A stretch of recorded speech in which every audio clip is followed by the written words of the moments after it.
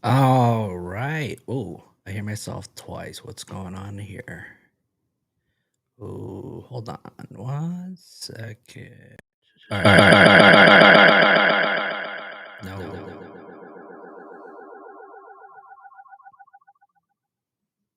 No.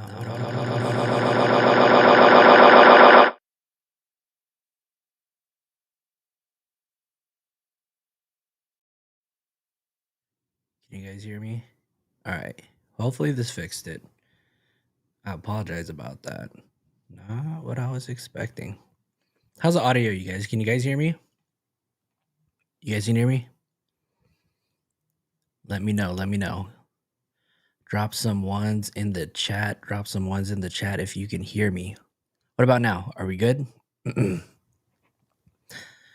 Gosh, this thing is really confusing. I really don't know how to use this audio interface that I have. It's called the Rodecaster 2, and I'm still learning how to use it. We're good now? Cool. All right. Are we good? Are we good? Drop some ones in the chat if you can hear me. Let me know. Let's see who's here.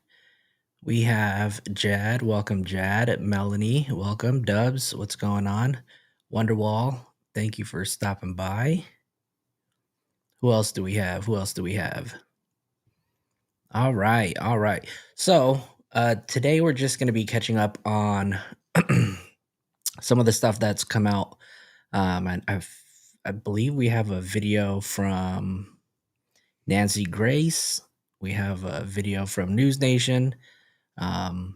Video from I think Jesse Weber has one out, and then an update from TMZ. I know Mark. What up, Mark? What's going on? If you guys haven't already, make sure that you guys hit the like button. It really helps me out with the algorithm. And obviously, I'm not a monetized channel. I'm a very small creator on this platform. So if you guys take a look at the top right corner, you guys might see a QR code. That is a link to buy me a coffee. And I was checking it earlier. I don't think it works though for some reason. So I got to figure out what's going on with that. Um, but anyways, um, yeah, hit the like button, subscribe if you haven't. We're gonna kind of get right into it. We're just gonna kind of jump in and kind of go over some of the things that have happened in the past 24 48 hours. Obviously, big news came out on what's today's Wednesday. On Monday, or was it yesterday? I can't remember now. There's so much going on. But yeah, uh, what up? Mark the Shark in the house. What's going on? Anyways, yeah, news came out from TMZ, and then soon after, NBC came out with some news, and they had notified the public and let everybody know that D4Vd, aka David, is now considered a suspect. So, um, we're just gonna go over some of the videos that came out. I want to kind of watch this. If you guys haven't, Mark the Shark is also another creator in this chat right now, part of the Shark fam. Subscribe to his channel. He just did a very detailed live. How long were you on for, Mark? 6 hours. Mark did a live for 6 hours, so he deep dove into a lot of things. But yeah, we're gonna go over these videos, and right now we're probably just gonna get right into it. Let's see, who do we want to watch first? These videos are a little long, but hang in there with me, you guys, because I haven't seen most of these things. I know Mark went over them earlier, but I was at work, so I didn't really get a chance to pay attention to a lot of things. But let's kind of just get into it right now. This is Nancy Grace. She posted this video 5 hours ago. So we'll go ahead and kind of get into it, and we'll kind of get everybody's reaction to it. It's a 49-minute video. I don't know if we're going to be able to watch the entire thing. Looks like there's a lot going on here, but let's go ahead and take a look. And shout out to Nancy Grace because, I heard earlier, I was watching another live earlier today, and they were saying that Nancy Grace does not mind if other people react to her videos online. So, Nancy, shout out to you, Nancy. Thank you, thank you, thank you. And Mark, look what I have, Mark. Where is it at? I have one on my audio interface. I didn't even know that until today. So I thought that was pretty funny because Mark was dropping the horns today. Anyways, you guys, let's get into this video.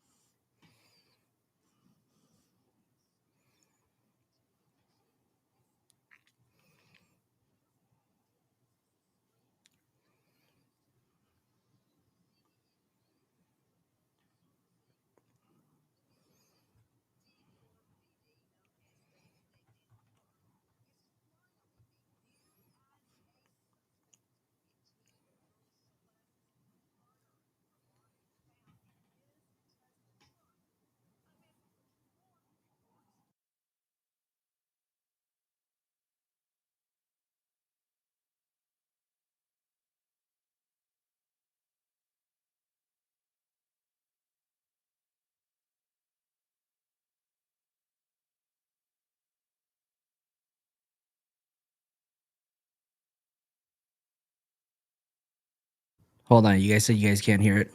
Give me 1 second. 1 second, you guys. 1 second.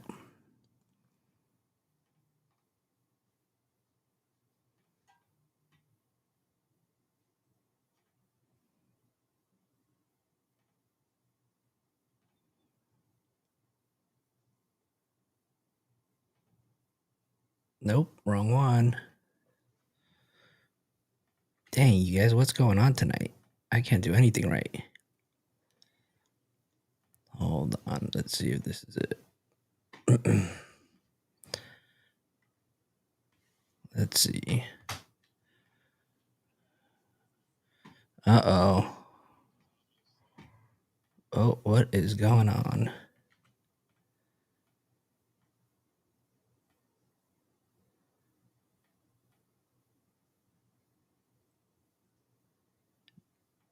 Let's see. Hold on 1 second, you guys.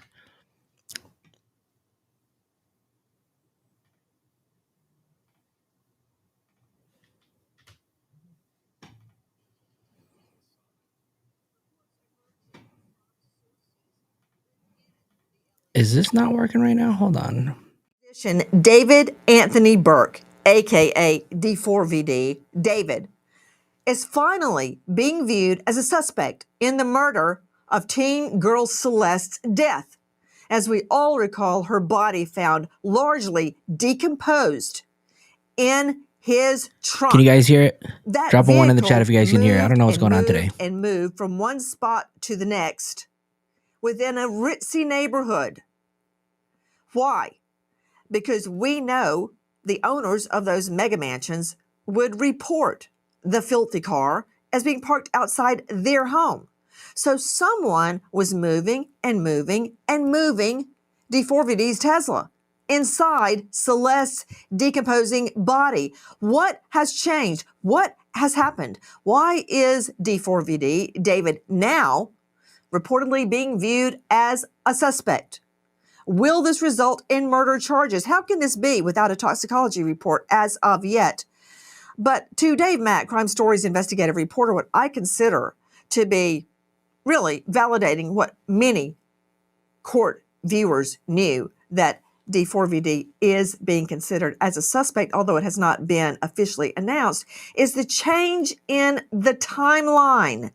Now we are learning that police sources believe Celeste was killed back in the spring. And bombshell tonight, police also looking at a road trip taken into a remote area by D4Vd in the spring, where he stayed in that remote area for hours before returning back. I can only assume this. Let me just catch you guys up really quick on what we know so far. So TMZ came out with the bombshell that now places David or views David as a suspect. And a lot of stuff came out regarding that. So they were basically saying that number one, he took a random trip to Santa Barbara in the middle of the night, um, where they believe that Celeste Rivas Hernandez was killed in springtime. Um, what else did they say? Well, that's basically, what they uncovered, but I'm sure Nancy's gonna, go into it in detail. So let's listen up. Information is coming from his nav system, or is there a rat within Burke's camp? Because tonight I definitely smell a rat. Let's start at the beginning. Dave Mack, what do you know?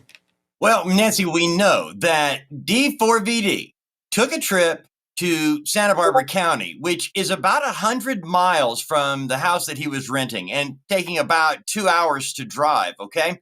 So he takes this drive in the middle of the night in the spring of this year, and he stays there for a couple of hours. Now, they say remote area of Santa Barbara. If you've ever been to Santa Barbara, remote area can include probably 80% of the surrounding area.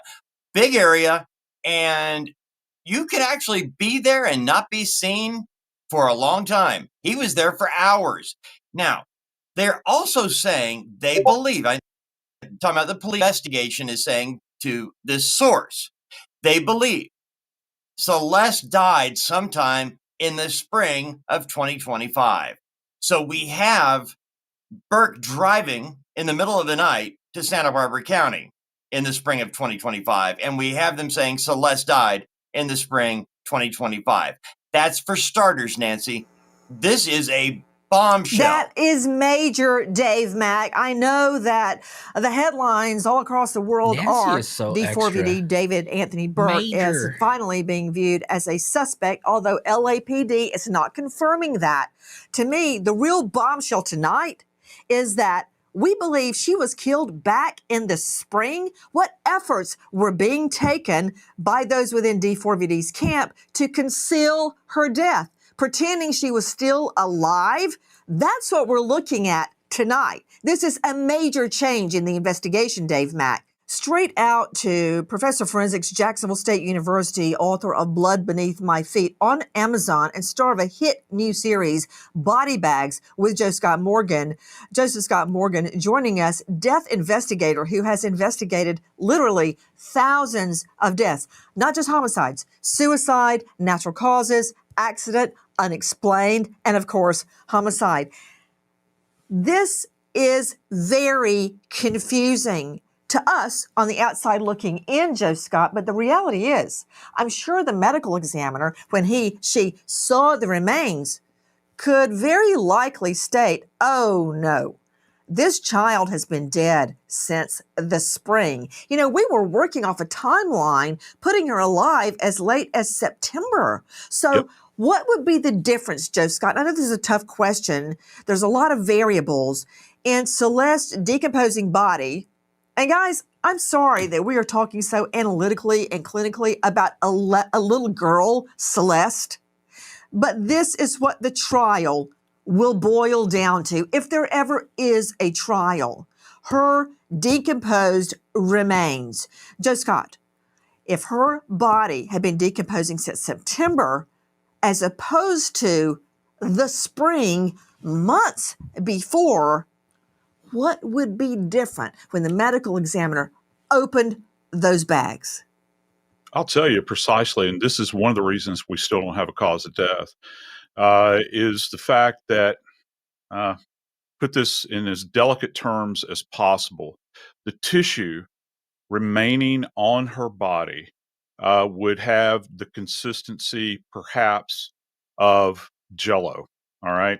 It will have broken down to a point where some of her remains will have been liquefied to that point, if in fact this new timeline is in effect. And that's going to impact a variety of different areas. Liquefied, you guys. Say, for instance, Liquefied. Nancy, we're looking for soft tissue trauma like contusions, or even to a certain degree, things like sharp-edged weapons or even bullet defects. That's going to compromise your ability to visualize those things. So you have to be reliant, and I can Slow down, almost tell please. you. Slow Yeah. down, Joe There goes Scott. Nancy. Yeah. Slow Can I down. put it in regular people talk? Yeah, sure. I don't see it so much as Jell-O. It's more like, did your children ever make slime? You Oh know what yeah, slime is? yeah, That gooey junk children make. It's a yes, little thicker than Jell-O, yeah, but when you pick it up, yeah, it's goo, thicker than yeah. Jell-O. I think what you're saying is that if her body had been in that trunk since the spring, she would Hmm. be gelatinous, like Yes, goo. yeah, And therefore, if she had decomposed to that point, you listed several things. I'd like you to go back over it again if you don't mind.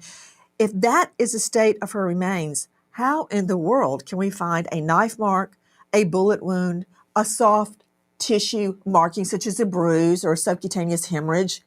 yep. It's all gone. Yeah, we retreat back to this idea of doing X-rays, and what you're going to be looking at potentially, Nancy, is insults to the underlying skeletal structure. Okay, so if you think about, like, if we talk about a knife wound, for instance, it's going to be, knife wounds, just like projectiles fired from a weapon, actually have a wound track where you follow kind of the hemorrhage line that goes. What you're hoping for in a case like this is to see if there's any kind of indwelling trauma on the surface of the bony structures. And that can easily be documented. Nancy, when they would have removed these bags, and everybody needs to really grab hold of this, they would have x-rayed the contents of these bags ever before they actually removed the remains from the bags. To this point, Let me see we him. don't really. Let me see him. Hold on. Yeah, So, okay. Here's another thing. Everybody on the panel hear this. Joe Scott, stay with me. yeah, According to a source within the LAPD, it was obvious when they saw the bags that she had been dismembered. Now, yeah. we are left to interpret that. So, dismembered she was, according to the source. So, Joe Scott, you're telling me that Mhm. when we get the body to the Yep. morgue, and remember, they likely take the body out of the Tesla, load it Yes. on to the morgue vehicle. So Mhm. it's getting jostled, gets to the Yes. morgue. You're saying before her remains are removed from the bag and or Mhm. bags, Yep. they're x-rayed Yes. inside the bag. Why? Yeah. In situ, because you don't want to lose anything, Nancy. That bag is essentially all you have that's holding everything together at that point. And I've had cases like this where the It's a bags great have point that he actually brought up. ruptured. That's a total nightmare for you. And can I point out one more thing, Nancy? Because I was just talking about sharp force here, and I don't know that that's involved. I do know that if we're talking about dismemberment, that sharp force Dismemberment.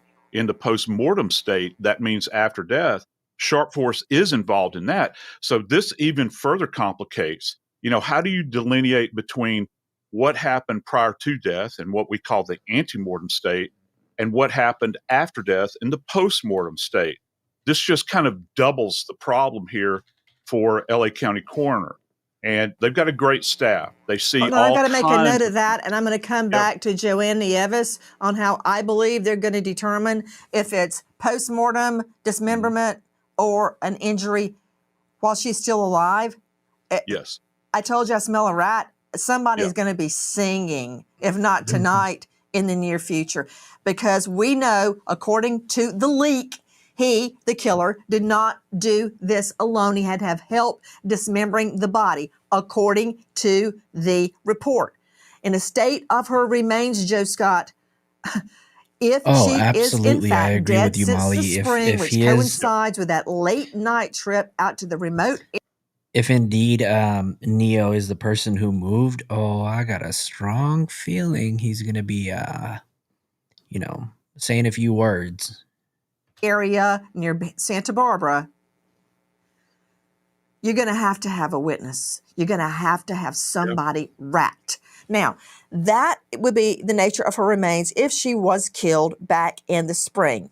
Okay. Correct. Now, how would it differ if she was killed in September, which is what we were led to believe? And I want to tell you one of the reasons we were led to believe that. Listen. From the time it was moved to that last spot, which is on Bluebird. So on July 29th, when I saw it, that was like 11 in the morning. Later that evening, they begin the tour, and they actually leave that evening for San Francisco for the first show. So there you go. To Moses Castillo joining us, private investigator for the Dordulian Law Group, former supervising detective from LAPD.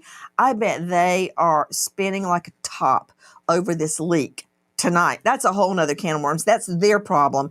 I'm concerned with the timeline. We were misled, not on purpose, but because of when the car, the Tesla, was first parked on that street. That was a different date. It was not back in the spring. It was much more recent.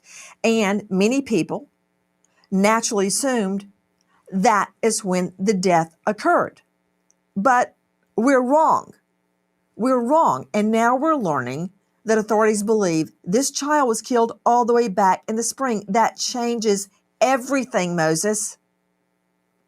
Yes, absolutely, Nancy. I think the police are going way back to the very first time she was reported missing and trying to establish a timeline.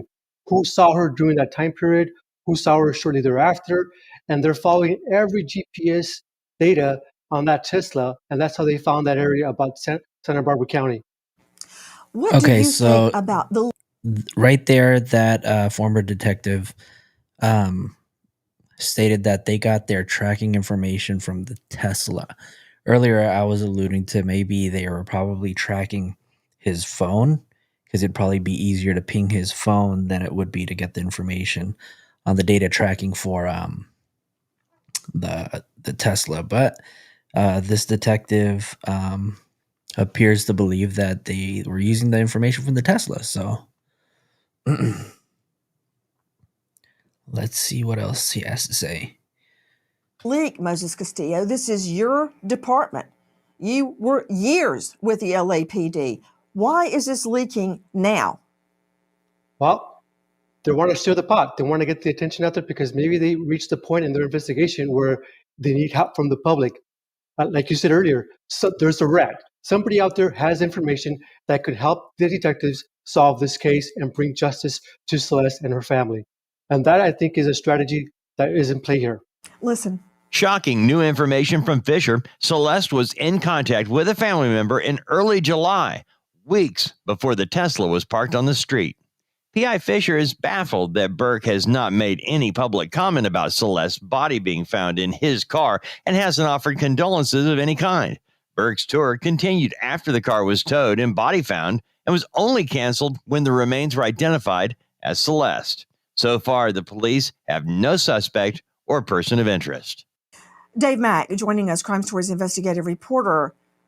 That report was based on information we believe came from members within D4Vd's camp, that Celeste had been in touch with her family. Mm-hmm. That has not been verified with the family, which leads me to wonder, has there been a gigantic ruse to suggest Celeste was still alive when in fact she was dead, much like the Gabby Petito ruse affected by Brian Laundrie. And remember when he was coming across the country in Gabby Petito's van, right, texting her family as if he's Gabby Petito? And this contact that was allegedly made by Celeste to her family, we don't know if it was a message, a text, an email. It could have been anything or nothing. So are we looking at the possibility this child was killed in the spring and then a cover-up ensued, making people believe she was still alive? That's evil, Dave Mack. Nancy, I think they went so far as to remember the concert in Silver Springs, Maryland on August 24th, where there was a Celeste Rivas lookalike that was in the backstage area up on the balcony looking down on the concert, dressed in the same clothing that has been described as was on the dismembered remains found in that Tesla. Do any of you guys believe that this is part Celeste? Of that story. Do any of you guys in the chat think that this could be Celeste? Or this is a stand-in, or this is somebody that's got nothing to do with this case? What are your thoughts? See, they're trying to put it out there saying, see, she's there. She was at that concert. But in reality, we don't have confirmation that she talked. You know what else, Dave Mack? all along, there were people online saying that's not Celeste. But she was wearing Celeste's tube top and Celeste ripped jeans. She had her hair done like Celeste from the get-go. And we're showing you the video there. And in the circle, there is either Celeste or Celeste lookalike. But it seems so far-fetched that it would not be Celeste. Look at this. We were warned. There were red flags, ringing bells of alarm, people saying that's not Celeste. You know, to Dr. Geraldine Utter joining us, clinical psychologist specializing in cases just like this. She is the author of Maintaining Philly, Survival, Hope, and Resisting Drug Addiction, and so much more. Doctor, thank you for being with us. That would be quite an elaborate cover-up, would it not? Absolutely. It would be a very elaborate cover up, but when you look at this situation with David, or D4Vd, however you want to reference him, there's a lot of image protection. This is a young person that he was involved in, that was a child, that was a minor. He's an adult. And he's also trying to, make way of this big music career. So it's elaborate in the sense that he's trying to protect himself and his image, and the people around him are also trying to do that. Another thing that I just want to mention, Nancy, is the Tesla, the abandoned Tesla, is a huge red flag. Think about it. If he had any type of relationship with Celeste at all, any innocent person or person that had any type of empathy or remorse would at the very least offer condolences to the family. There's a lot of emotional Look how flatness. small that There's a lot frunk of what we is. call emotional compartmentalization, where 6.5 cubic classic feet avoidant behavior, of space. because he's trying to protect himself and his image. He doesn't really care potentially about what's happened to this poor girl. So when you look at it from a psychological perspective, you see secrecy, you see emotional flatness, you see emotional compartmentalization, with the main goal as to protect image. Well, also to you, Dave Mack, joining us, Crime Stories investigative reporter. Speaking of a cover-up, did you see the photos we're just showing? There was a lengthy track record of covering up, because in most of the photos in which Celeste was featured, she's covering her face. What other girl, 13, 14, 15, do you know that typically covers their face in photos that are going to be posted? Time after time after time, a pocketbook, a hand, an iPhone, you name it. That was intentional. So the covering up has gone on for a long time. That right there is taken from a video which was then deleted. From what we have found in looking into this investigation, there's no clear shot of Celeste Rivas with Burke at all. She's always got a hand up. There's always something blocking our view, so we can't identify her. And I'm telling you, this is so heavy-handed when you actually break it down. You're going, why didn't we see this earlier? Because they knew. I mean, Burke's 20 years old. We've got a girl here that turned 15 after her body was found in that Tesla. So back it up, and you're looking at, there are some people who believe that the relationship between Burke and Celeste began when she was 12, Nancy, and they have been practiced at preventing her from being photographed clearly with Burke ever since. Joanna Nieves joining us, a veteran criminal defense attorney, founder of the Nieves Law Firm. A lot happening tonight. The timeline change is a massive, massive difference than what was thought before, and it changes all of the evidence. But Joanna Nieves, here's the thing. Isn't it true, when you've got a crime, bad enough to defend, it's hard enough, but when you have an elaborate cover-up, trying to make it look as if Celeste was still alive, a lot of people probably knew about that. That's not easy to cover your tracks for that many months. If that is in fact true, that could be the killer's undoing the cover-up. Absolutely, Nancy. I think the thing is, it would definitely be a major conspiracy for people to be participating and taking acts to cover up a crime in that fashion if there is evidence to support that. Right now, what we have is a tight-lipped law enforcement agency that isn't releasing a whole lot of information. And the reports that are going around are the suspicions and the hunches and what could possibly have happened. But the prosecution can't convict on the hunch. And we're just we need to see a bit more evidence to support any of those type of allegations, whether it's a huge cover-up. Wait, you want or more even the fact evidence that than a murder dead committed. body decomposing in his trunk? Yes, because we still don't even know, like you were talking about with the anti-mortem and post-mortem injuries, we don't know whether or not there were injuries to that body that would support that a crime of murder was actually committed. If all of these are post-mortem wounds, if anything like that is found, we can still argue mutilation, transport, concealment of the body, but are we really going to get to the crime of murder and whether or not D4Vd is actually the person who committed that? Or does the nature of the involvement in the crime, maybe it was limited to a potential cover-up and involvement, maybe knowledge, but who committed the act if he's actually named as suspect and investigated for that crime. The LAPD has been working on a timeline of activity for Celeste and Burke, and an insider with the police investigation says they've been able to determine that in the spring of this year, Burke took a secret trip in the middle of the night to a remote area of Santa Barbara County. Burke remained in the area for several hours. Bombshell tonight. Crime Stories now streaming Okay, first we're on gonna Fox. go ahead and Remained skip. With that watch on you on this shot Celeste's body. Burke still has not made a public announcement about Celeste being found in his car. And after initially saying Burke was cooperating with the investigation, the singer has not been cooperative during the last 2 months. Bombshell tonight. According to sources within the LAPD, says KNBC, D4Vd, aka David Anthony Burke, is being investigated as a suspect in the death. Learning with Sure. She doesn't do it anymore, but she does notary now. A litigator for a law firm. So this is where David With talks this. about his parents. Not at all. My dad is a litigator for a law firm. My Okay. mother was a teacher. Okay. She doesn't do it anymore, but she does notary now. that is from, and the writer is on YouTube. So, I mean, think about it. To Moses Castillo joining me, former LAPD, you got a trial lawyer for a dad, according to Burke himself, and a notary as a mom. I guess they did tell him to shut his pie hole. He hasn't said a word.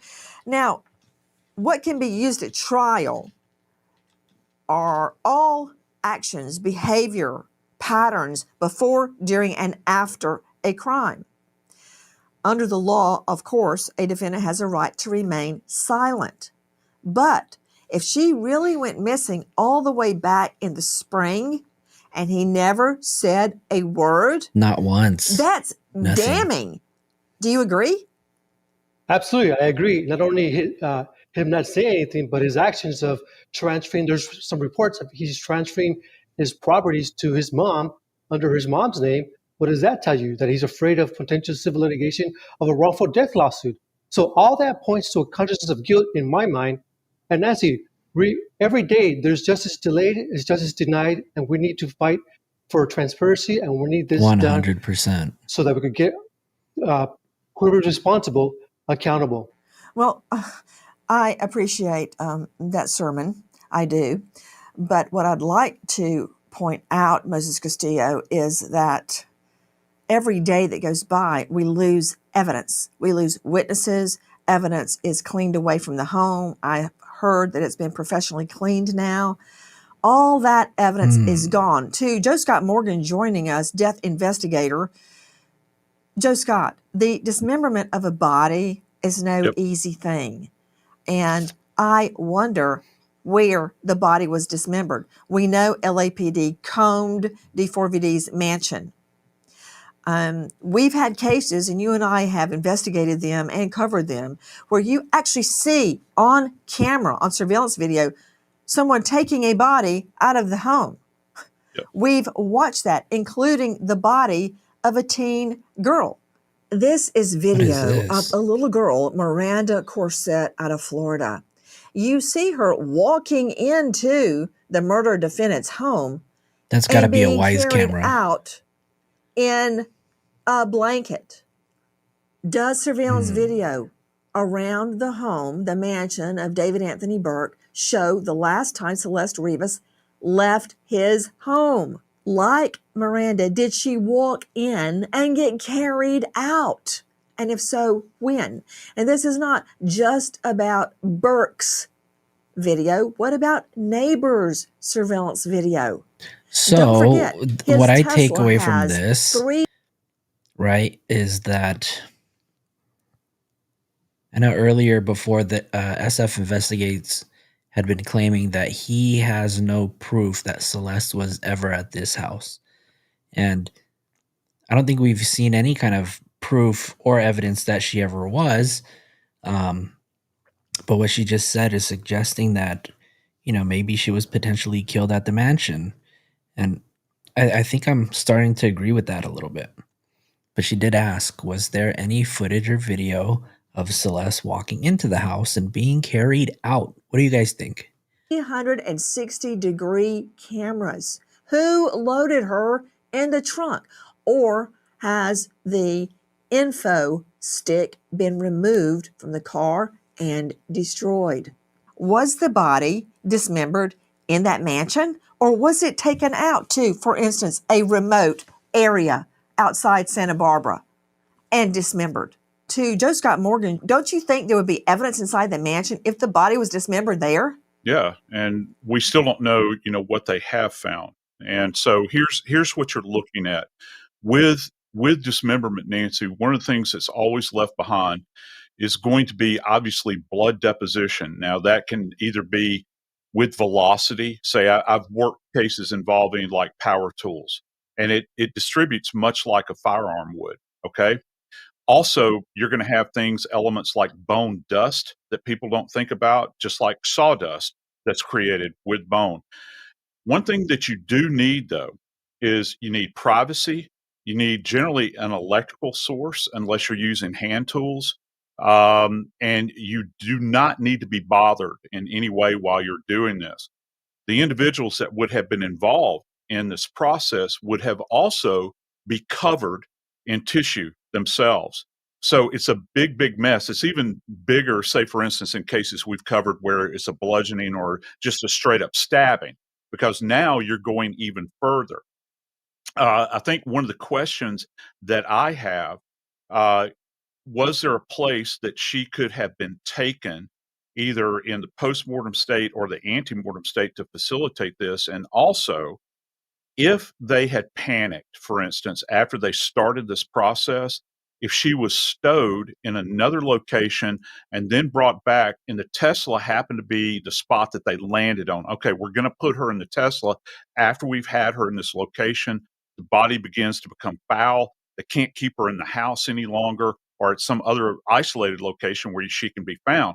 So there's a lot of movement that's going on here, and it's going to be very, very difficult to track this. The big thing is looking for trace evidence back in that primary residence. And then if they can locate that location out in Santa Barbara County somewhere, is there anything that of value there that may have been left behind? I've been thinking about the condition of her body. Those mansion photos were from our friend Harvey Levin over at TMZ. Mm-hmm. I would imagine, since soft tissue is the first thing to go, that there's no way we're going to be able to determine from the petechia in her eyes whether she was asphyxiated. No way. That's gone. Wouldn't you agree? Yeah, to a certain degree. I have seen petechiae in advanced decomposition. Nancy, I got to make a confession here. There's something that's just like eating at me right now that I'm thinking about what I'm really concerned about in this case. From a forensic standpoint, and that's going to be her tox. How are you going to land? And really quick, for those of you guys who are wondering like what they're talking about, right? Petechiae is basically like small, tiny little spots. They're like dark little purple spots that appear on the body, right? So it could happen like after death. It could show up when somebody's like close to death. They could have like tiny little pinpoint spots that are purple. They kind of look like bruising, right? So that's what they're talking about right there. On an answer relative to tox, and if you can give me a little latitude here, one of the things that we do in cases of advanced decomposition, you know how we were talking about how the body begins to break down? We talked about this kind of gelatinous state that the body might be in. One of the things that's rather robust that you can go to is actually the liver, and to a certain degree, the brain as well. Uh, what we do is that what remains of the liver and the brain, we will take samples of that and literally spin it down to the point where it liquefies. We can actually draw that up, Nancy, and get what's referred to as a qualitative finding, like were there any drugs in her system? I'm talking meth, coke, the standard panel that we run in the medical legal world. Now, here's the problem. You're not going to be able to get a quantitative amount, which is what we're looking for if we're thinking about OD, for instance. You can merely get a qualitative amount, and that says that these drugs were present. And the question now is, how in the hell is a young girl like this getting access to these substances that is under the direct care of an individual that is an adult in her life? Remember, she's not been with her family. So how is she getting access to these drugs? Okay, let me boil down what you just said. Harsh reality is, even when a body is, for instance, mummified from being out in the desert or in some other difficult terrain, and the body literally dries up. Yeah. The internal organs, such as the liver, can be put in a blender with some form of liquid, such as saline maybe. Yeah, centrifuge. And liquefied. Yeah. You basically making a smoothie out of the internal organs. Was this the same guy that was telling her about it the first time in a previous episode? And from those organs, tox can be conducted. Toxicology labs can be conducted on that. So even if her remains are, as you said, jello, if she's been dead since the spring, even so, that test can still be run. But you're saying you can't get a quantitative amount, which is the possibility of an overdose. You can't tell how much of it is in her system. Right. You can just determine it is in her system. But I got a problem with what you're saying. Okay. Here's the problem. To Dr. Geraldine Utter, we keep hearing discussions of maybe she OD'd. Why are we hearing that? If this was an accidental OD and anyone hoped to save her inside D4Vd's mansion, they would have called 911. We don't want to think she was intentionally murdered. So we all come up with, it was likely an overdose, and they panicked and got rid of her body. Excuse me, panicked and dismembered her body and left it in a trunk? That's not what people do when you want to save someone's life, when someone has an accident. So reminiscent of little Keely Anthony. When Top Mom Casey Anthony wants us to believe Keely died in the pool, and then her dad decided, let's just put her in a trash bag and throw her in a swamp. That's a great idea. Instead of trying to revive her or have a funeral, that's total BS. So why do we want to believe this was an OD? Because it feels better that way psychologically, Nancy. I mean, this is D4, VD or David, whatever you want to reference him as. He was somebody that was coming up in the ranks. He was beloved. He had a following. It feels better to have to think, this was an accident. I don't want to have to wrap my head around the fact person that I love and I admire and whose art or music I like did something like that. The other thing when it comes to overdose, to your point, if she had an accidental overdose, you would think that people would rush right away to call the police. Sadly, we don't see it as often as we'd like to see it because people panic. And usually what they'll do is they might drive to an emergency room and just kind of drop someone off, or they might move her while she's still alive and overdose and put her on the sidewalk and call. to your point, the fact that we moved to dismemberment really just, it kind of makes you think, hey, maybe there was more foul play, not just simply an overdose. Your earlier question, we believe that people are capable of doing evil, terrible things. And again, someone who was an artist that was coming up through the ranks. Another thing we want to think of is she is a child, she is a minor. So there's so many layers to self-protection, self-preservation, and protecting his image potentially that are involved in a case like this. But to your point, if it was an overdose, there were 10 million other things that could have been done to protect, quote unquote, him and his camp while also trying to get this young child help. Shocking information uncovered by the LAPD has the investigation spotlight finally pointing on Burke. Investigators have developed new information that leads them to believe Celeste likely died in the spring of this year, and the death is being tentatively treated as a possible homicide, but officials are waiting on an official cause of death from the medical examiner. Holidays are just around the corner, and that means a lot of excitement and stress. If you, like many people right now, are relying on credit cards to cover the basic costs of life, zero of Burke's insiders to tell the truth about the night Celeste. According to aka David Anthony Burke, known as David as a musician, is finally being considered as a suspect in the death of a little girl, teen girl Celeste, found decomposing in his vehicle. The bombshell, not that he's being considered a suspect, reportedly. Many people already considered him a suspect, or at least a POI, person of interest.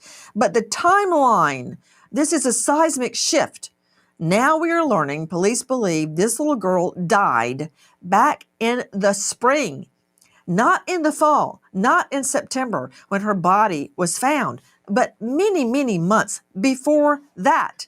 I'm going to circle back to Joe Scott Morgan with the possibility she was dismembered in the desert outside, in the terrain outside Santa Barbara, and what that would mean forensically if dirt or soil could be found in that Tesla trunk from that area. What would that prove? But here's one of the reasons the timeline was off. It's a little weird to see a car that I haven't seen here for a long time. Had a big dent on it, had a Texas plate on it. So all a little odd. One neighbor says the distinct-looking Tesla was parked on the street for some time in front of the house that was searched, and later in two other spots on the street. The vehicle stood out because it has a Texas plate and a big dent. From our friends at WABC, straight back out to Dave Mack, Crime Stories investigative reporter. This is a seismic shift, the timeline, and it opens up the possibility that there was not just a murder, a cover-up, but a very long cover-up that lasted for months and was quite elaborate, suggesting that Celeste was still alive, thereby hiding the fact that she was dead and dismembered. So, Dave Mack, regarding the cover-up, regarding the trip out into a remote area. I'm curious, though, you guys. You've studied the map. I'm curious. I want to hear from you guys. So, we're getting news that they believe that she was killed, obviously, right? And that she was killed in the springtime. When do you guys think that this took place? I know Dr. Vona was on the Drunk Turkey podcast last night, or on the Drunk Turkey show, and they were talking about this. And they were talking about Coachella weekend, and how that probably plays a big part in this whole thing. So I'm curious to know, what you guys think about it. What area are they referring to? What is the most obvious remote area outside Santa Barbara? The one I'm looking at, Nancy, is Valley, which is a terrain that it's difficult to drive a car in. You're going to do a lot of hiking to get around there. It's underdeveloped, and it is an area that really and truly could be a place where you could be left alone for a long, long time. But Nancy, you mentioned the cover-up, okay? Think about this. When you're looking at that long game that includes the staged Celeste look-alike at the concert in August, think about his new album, Withered. was coming out April the 25th. They're now saying Celeste was dead in early spring. As we look at this whole thing where they're always blocking her face so you can't see how she looked, can't identify her, I hate to say this. Did they plan her death so that they could get her out of the way as the new album came out and he goes on his first world tour? So Cindy says, "Who says it was the springtime just because he was in a remote area?" Um, I think I don't know if it was TMZ sources or NBC sources, but they were saying the sources that they have from the LAPD are suggesting that she was killed in the early springtime. So they didn't give us specific dates. I know Harvey touched on it in a little, a little bit more detail, and he talked about, he was pretty confident. He was saying that the police or his sources were saying that she was killed in the springtime. So I don't have any proof. Obviously, I'm a nobody, right? But yeah, that's what they're saying. So I mean, that's pretty much all that we have to run with right now. And they replace her with a look and stage the whole thing. To Justice Scott Morgan, try to erase Dave Mack's wacky conspiracy theory. Although, frankly, you know what? So much has changed in this case. Maybe it's not that wacky after all. Justice Scott Morgan, let's talk about that rugged area. If she was dismembered there with help, and I'm curious why LA law enforcement is saying that the killer had help dismembering her. That's another can of worms. But what would you expect to find dismembering her? So this is the Santa Ynez Valley in Santa Barbara. And I don't know why they have the arrow pointing specifically to this area, because I don't know if there's any information that came out that's pointed specifically to this area. But in and around this particular area, there's not much around, right? So, and I want to say Santa Barbara is probably about a good 2 hours from LA. So for him to drive out 2 hours in the middle of the night, spend more than a few hours out there, it, you kind of scratch your head and you're asking yourself why. What was the whole purpose? And then if this took place around Coachella, right? Because Coachella took place, I think it's 2 weekends, right? So Coachella was the first week, right? Weekend 1 was April 11th, 12th, and 13th. And then weekend 2 was April 18th, 19th, and 20th. And then earlier they said that the Withered album was supposed to be released on April 25th. So I'm curious to know if maybe they're suggesting that she was killed before that. I don't know. That's another can of worms. But what would you expect to find on her body, on those bags, and possibly in the Tesla trunk? Yeah, you had mentioned earlier, you begin to think of there's an area within forensics where we have forensic geology, where we begin to take a look at soil samples, and that's contained within the trace evidence area at the state crime lab. So you actually can compare soil that is, say, for instance, if you're talking, this house is where he was renting, is essentially adjacent to Chateau Marmont, the famous place where Belushi died and all of those things went down all those years ago. Well, that geology in that area, the type of soil there is completely different than, say, this area where he is alleged to have gone. I got one more for you, Nancy. Remember, what are they saying? They're saying that there's a chance she may have gone missing in the spring. Guess what happens in the spring? You've got new bloom going on.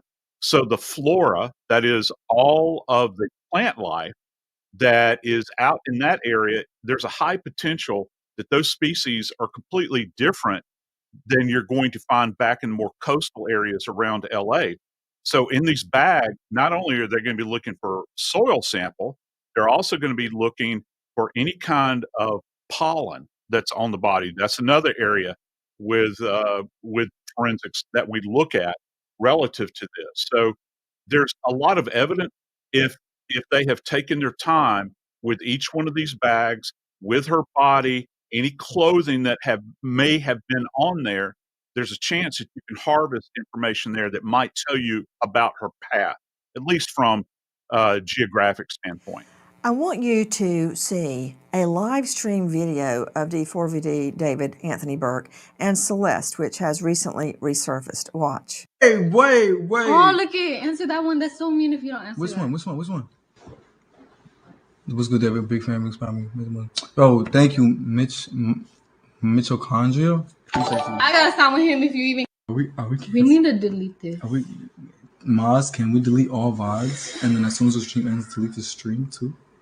You know what that tells me? That, again, is a live stream video of David Anthony Burke and Celeste, which resurfaced. That D4VD, David Anthony Burke, is very aware of any incriminating evidence. He knows to delete it, get rid of it, don't let it stay on the air.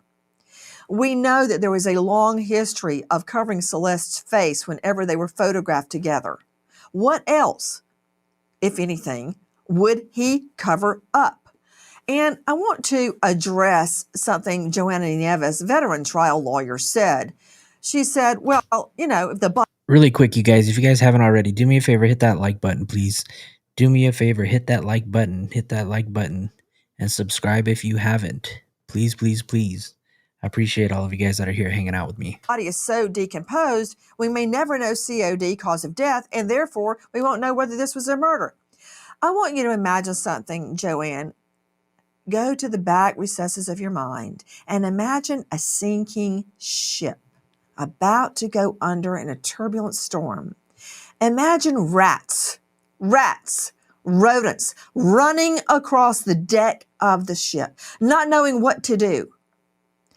A sinking ship with rats running across the deck. You don't think one of those rodents will grab onto anything to save its own skin?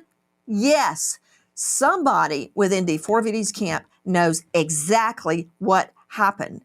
And we have learned from private investigator Steve Fisher, who can no longer comment, I imagine, because he's going to be a witness, that he saw who was driving the Tesla, parking it here, parking it there. Was it D4VD? I guarantee you he had a minion do that, a friend, and that friend knows everything. There were multiple people living in that mansion. Someone is going to try their best to save their own skin, like those rats on the ship deck, and they are going to rat out on David Anthony Burke.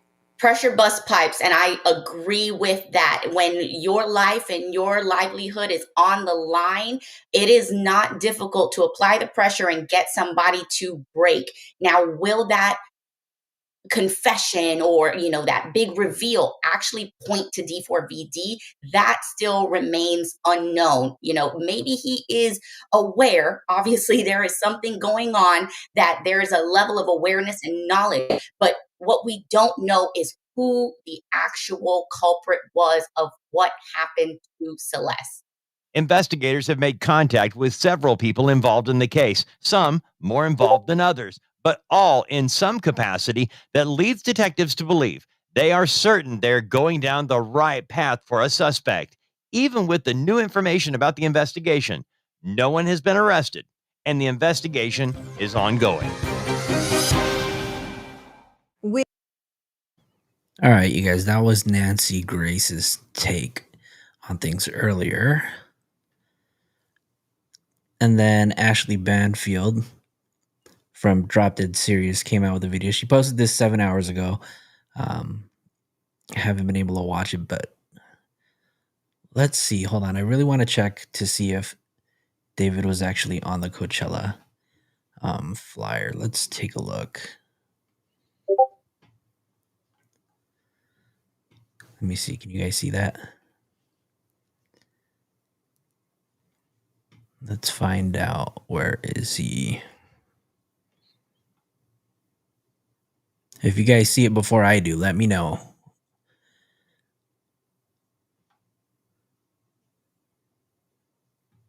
Should we just start from the top?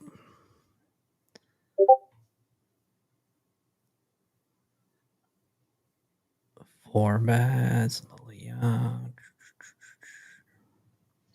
And I'm sure they probably have other flyers too, where they add artists last minute in case somebody can't go or can't make it. They'll probably put out other flyers. Or I know that he performed. I definitely know that he performed, but I'm curious to know if he actually made it on the actual flyer. 'Cause sometimes, if you're not like a huge artist, what they'll do is they'll put you on one of their smaller stages, and then they'll give you like your own separate little flyer for you to promote. Hmm.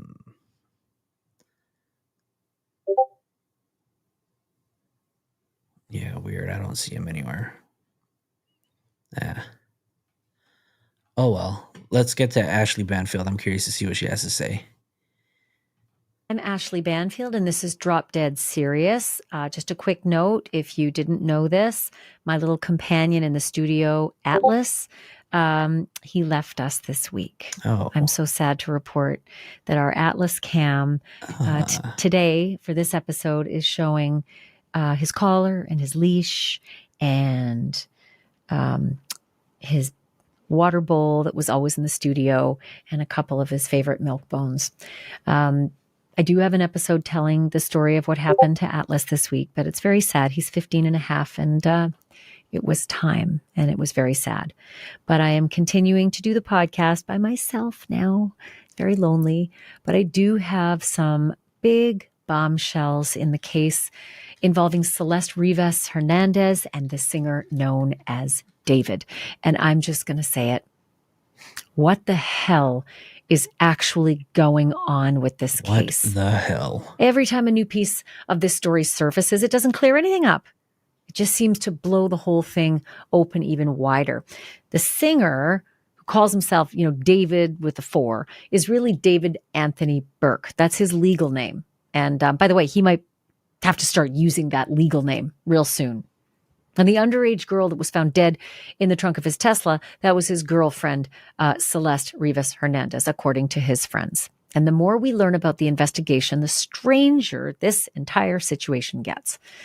Nothing seems to line up. Everybody's clamming up, and the questions are getting louder than the answers. The bombshell, though, this week was that LAPD sources say investigators now consider David, the singer, a suspect, which might raise the question, what took them so long? Except that 2.5 months after Celeste's decomposing remains were found in David's Tesla, authorities still aren't saying how this young runaway died, or whether anyone else may have had a hand in it. TMZ, as often happens, was the first in line for that leaked information and says David may not be the only suspect on the investigators' radar. The outlet also reports that David made a quick and mysterious trip to a remote part of Santa Barbara County back in the spring. He apparently set out in the middle of the night. Nothing weird there, right? This is what TMZ is reporting, and that he returned to LA just a couple hours later. Again, nothing weird there, right? Just a little trip miles and miles away in the middle of the night and back. And if that midnight drive to a remote corner of Santa Barbara County wasn't strange enough, just wait. There is a lot more underneath that little late night detour, but first, a quick word from our sponsor and a quick thank you.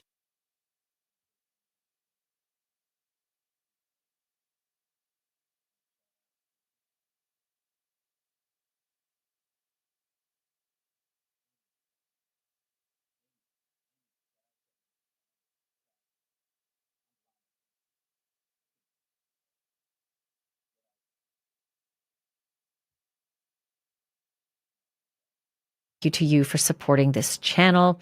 My sponsor, Morgan & Morgan, they make this possible as well, and I really couldn't do it without and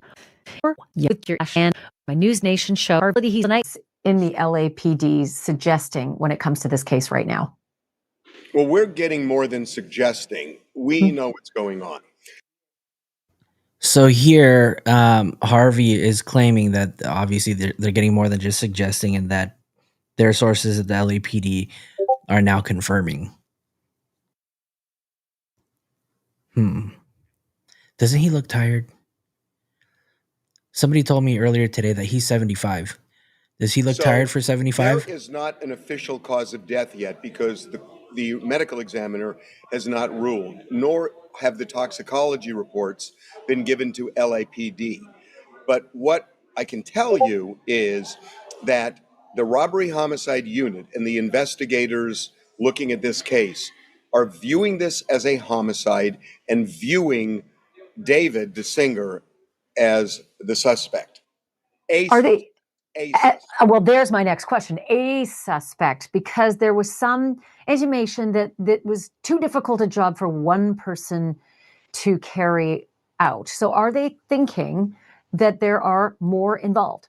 They believe there is more than one person involved in this based on the way and the manner in which the body was discovered, that it was cut up, and I don't know why, but they believe that it couldn't be the work of just one person.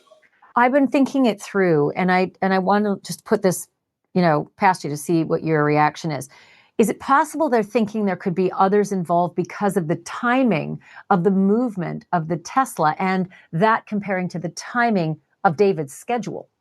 I wondered that too. The information we got was it was specific to cutting up the body. So that's the information we got. I am actually, the more I learn, the less I understand this case. And what's interesting, and I guess we can get into this and this whole mysterious trip to Santa Barbara, but one of the things I was told is don't necessarily use logic because there are lapses in logic here. Well, let's go there. This weird trip to Santa Barbara County. Apparently, your sources have unearthed this. Walk me through what it was, when it was, how long it lasted, the whole story behind this trip. So we are told that in the spring of this year, I can't give you a month, I'm just told the spring, David went to a remote area of Santa Barbara County, which is about 100 miles from where he lives in Los Angeles, a remote area of Santa Barbara County in the middle of the night, and spent a couple of hours there. And that is a hugely important part of this case, the way I understand it. And I don't want to be more specific, but based on all the things that are going on, that is a point that seemed to stand out when we got this story, that this Santa Barbara trip is very, very important. Now, what does the Santa Barbara trip mean? Remember, it's spring, and his body wasn't found until early September. So her body, rather, early September. So we're talking months. So, you could theorize that maybe he went to try and bury a body. Maybe he would have gone to bury a weapon. But if it was a body, why was the body found in the trunk of his car in Los Angeles months and months later? Would they have gone and picked it up and brought it back? Now, there are some people who are saying, well, wait a minute, maybe he took Celeste there and allegedly, did her in there. The reason I don't think that's the case is we were told David went to Santa Barbara County, not they went to Santa Barbara County. And, And that's big right there, you guys. They're how saying would they that know David went if it was just a cell just phone? David. I don't think what they would say David went. I think what we would get is his cell phone pinged in that area. We got the word David. That makes me think there is video from his Tesla. So it's not just me. Harvey is also indicating that he believes that they were using maybe his cell phone to track him. The other detective, that former detective that we were looking at earlier, that we were watching, was saying that they used the data from the Tesla. So even now, this one's not clear how they got that information. But Harvey is saying that they are only insinuating that David was by himself. Nobody else was with him. And that they have gotten into the Tesla. We know they have data from the Tesla, and maybe there is video showing him there that they could track it there and they could see him there. And I don't know what it is that he did there, and it may well be that the LAPD knows, but we don't know yet. Well, But and something big happened during that trip. And to me, that would bring in a whole other jurisdiction. You would have the Santa Barbara County Sheriff's Department possibly involved in this investigation as well. I have not seen evidence of that. I don't know if you've been hearing That's a good musings point. and musterings that they're involved in some aspect of this, or that the jurisdiction might even change if a killing happened there or if a body was discovered there. It just opens up a whole can of worms. Well, you and I think alike because I spoke to people at the Santa Barbara County Sheriff's about 2 hours ago and really pushed to see what I could get. And all I would get back is that the LAPD is the lead investigator in the case, call them. So I couldn't get anything out of Santa Barbara. The way it typically works is that the area where the jurisdiction is that the LAPD would be searching would accompany the LAPD, and that's protocol with a lot of these cases. Wouldn't surprise me at all if Santa Barbara County Sheriff's did that. Now, I also asked if Santa Barbara County Sheriff was doing some kind of a parallel investigation, since Santa Barbara seems to be really important here. And I was just told, I was referred back to LAPD, and they wouldn't say anything. I wonder if they would have said, we're not involved at all. Were they not involved at all? I mean, who knows, right? Would they? Yeah. The fact that they're saying... I tried that too, Ashley. Right. I knew you would. I want to go back to something that Steve Fisher, who's a private investigator who's been working this case, discovered inside the rental home after David and his whomever he was living with there moved out. He said he wouldn't be specific, but he said there were things that were purchased and left inside that home still in the packaging that looked like they could be used to dismember a body, but were not. And what makes me curious is, were the purchases traced? And if it weren't David who made those purchases, whomever did make the purchases of this equipment, could they be somehow involved as the other parties that might have given help if David, in fact, did something to Celeste? I have no idea. What equipment are we talking about? You know, he wouldn't be specific, but it almost sounded like it was equipment. I know. Maybe there was a second thought. Why is he making that face? I really wonder what beef he has with SF Investigates. It sounded as though he was describing buzz saws or large machinery and equipment that his words, could be used to cut up a body, but were not. We're still left in the packaging. And we're left there. And then I was also told by Steve Fisher, the PI, that the LAPD detectives that raided that home photographed it, documented it, did not take it because it wasn't used. It wasn't opened. It was just a fascinating development. That's weird to me. I know. Because if the LAPD sees something that might remotely be part of a crime, it would seem to me that would be seized as evidence. And, you know, you can always put something in a package, but we already know that the warrant that was served was very limited. So, in other words, the LAPD couldn't just walk in there and take whatever they wanted, right? So whatever was on that warrant, which neither D4Vd, his camp, or the homeowner have, because they didn't leave a receipt of that warrant with anybody. And we know that Malden Trifonovich, the homeowner, tried to get a copy of it, but LAPD has not been responding to anything. So we don't know what the scope of that warrant entails, right? And we'll probably never know. If the package was, first of all, are they going to unwrap things at the crime scene? I don't think so. I think what they do is they take it to the station and they handle it very gingerly. Competition? So yeah, very well could be. Parts of that doesn't make sense to me. I'm with you. I was sort of flummoxed by that report. But at the same time, the more I hear that there might be someone else involved and that the dismemberment of the body is the clue that someone else was involved, and trying to figure out, 'cause listen, you and I have both covered many cases in which one person is more than capable of chopping up a body and sending it into multiple locations. We're covering the Anna Walsh and Brian Walsh story right now in Massachusetts. Look at Jeffrey Dahmer. Look at Jeffrey Dahmer and Robert Durst down in Galveston. chopped up his neighbor, admitted it. Morris Black tossed him into Galveston Bay. I agree with you, and I'm confused. Like I said, the more I learn, the less I know. And God, I sound like an Eagles song, but it's true. And I don't understand how the dismemberment is what makes LAPD believe that there's more than one person involved. But that is precisely what we were told. So the other strategy Hold on. I want to go back on that. Person involved, but that is precise what makes LAPD believe that there's more than one person involved, but that is precisely what we were told. One more time. How the dismemberment is what makes LAPD believe that there's more than one person involved, but that is precisely what we were told. So he's probably referencing the dismemberment. Obviously,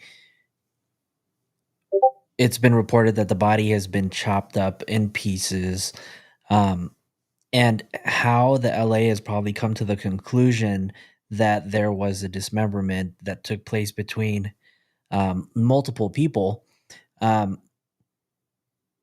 There was probably a report from a forensic anthropologist, and that person is a person who studies like the skin, the body, and the way it's broken down, right? So let's just say, for example, if a person had help to dismember a body, and let's say David had a knife, and person number 2 had maybe like an axe, right? What they would be able to do is identify the way that the bone was cut, maybe like at the juncture of the bone, right? The way that it was cut. They would see if there were multiple cuts on the bone, if there was any type of marks that were left, like let's say if the knife was serrated and there were little scrapes on the bone, they'd be able to tell what angles the bone was cut at. And depending on the different angles or the width of the cut in between each bone, forensic anthropologists would be able to identify if that cut was done with a knife, an axe, a saw, or they would probably be able to tell even at like what angle the bone was cut, and they could probably identify if that person was using their left or their right hand, right? So how they were able to make that determination, probably by the forensic anthropologist report, is what I'm assuming, right? But what do I know? So the other strategy I'm trying to think through as I try to put my LAPD hat on and get inside their investigative techniques, is it possible that they are trying to smoke David out, or at least get him nervous enough by releasing this little nugget that he is in fact a suspect, and see what he does with that information and how he behaves?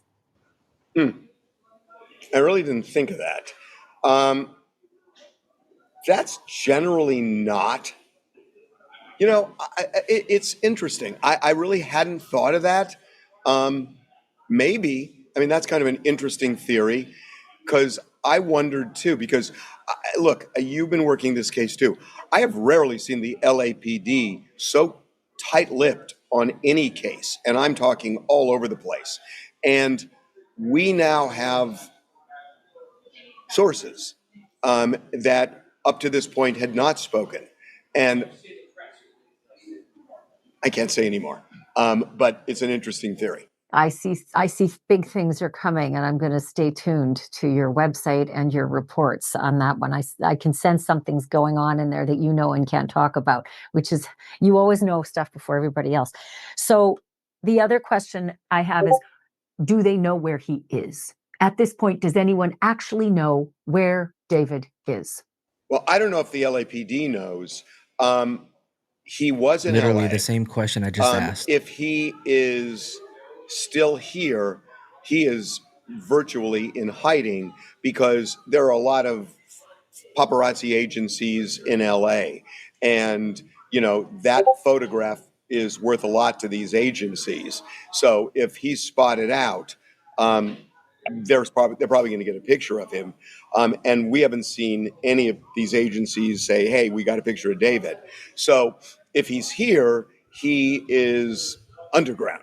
And I think there's a good Ha ha chance ha, that Harvey, maybe he funny. went somewhere else where it's not going to be as, where there aren't going to be these, paparazzi agencies around. But we haven't seen him, and I don't know where he is. I know he was in LA, but that was That's that was right, weeks Amy. ago. They did not So he collect any made of a stop in the LA, which is farm fascinating because implements most that of the were found in the reports had home. him likely down in Texas, where his family is from, where Well, I know he went to LA after the tour ended. What he did after that, I don't know. and nothing to suggest that the folks in Houston, that the authorities in Houston are working in concert with the authorities in the LAPD just to have eyes on him and see what he's up to. I'm always watching to see if somebody's making plans for a trip to Ecuador or some South American country that doesn't have an extradition treaty with us. I'm always watching to see what someone's doing when the heat is on. I would be stunned if LAPD has not been in touch with Houston. I'd be stunned.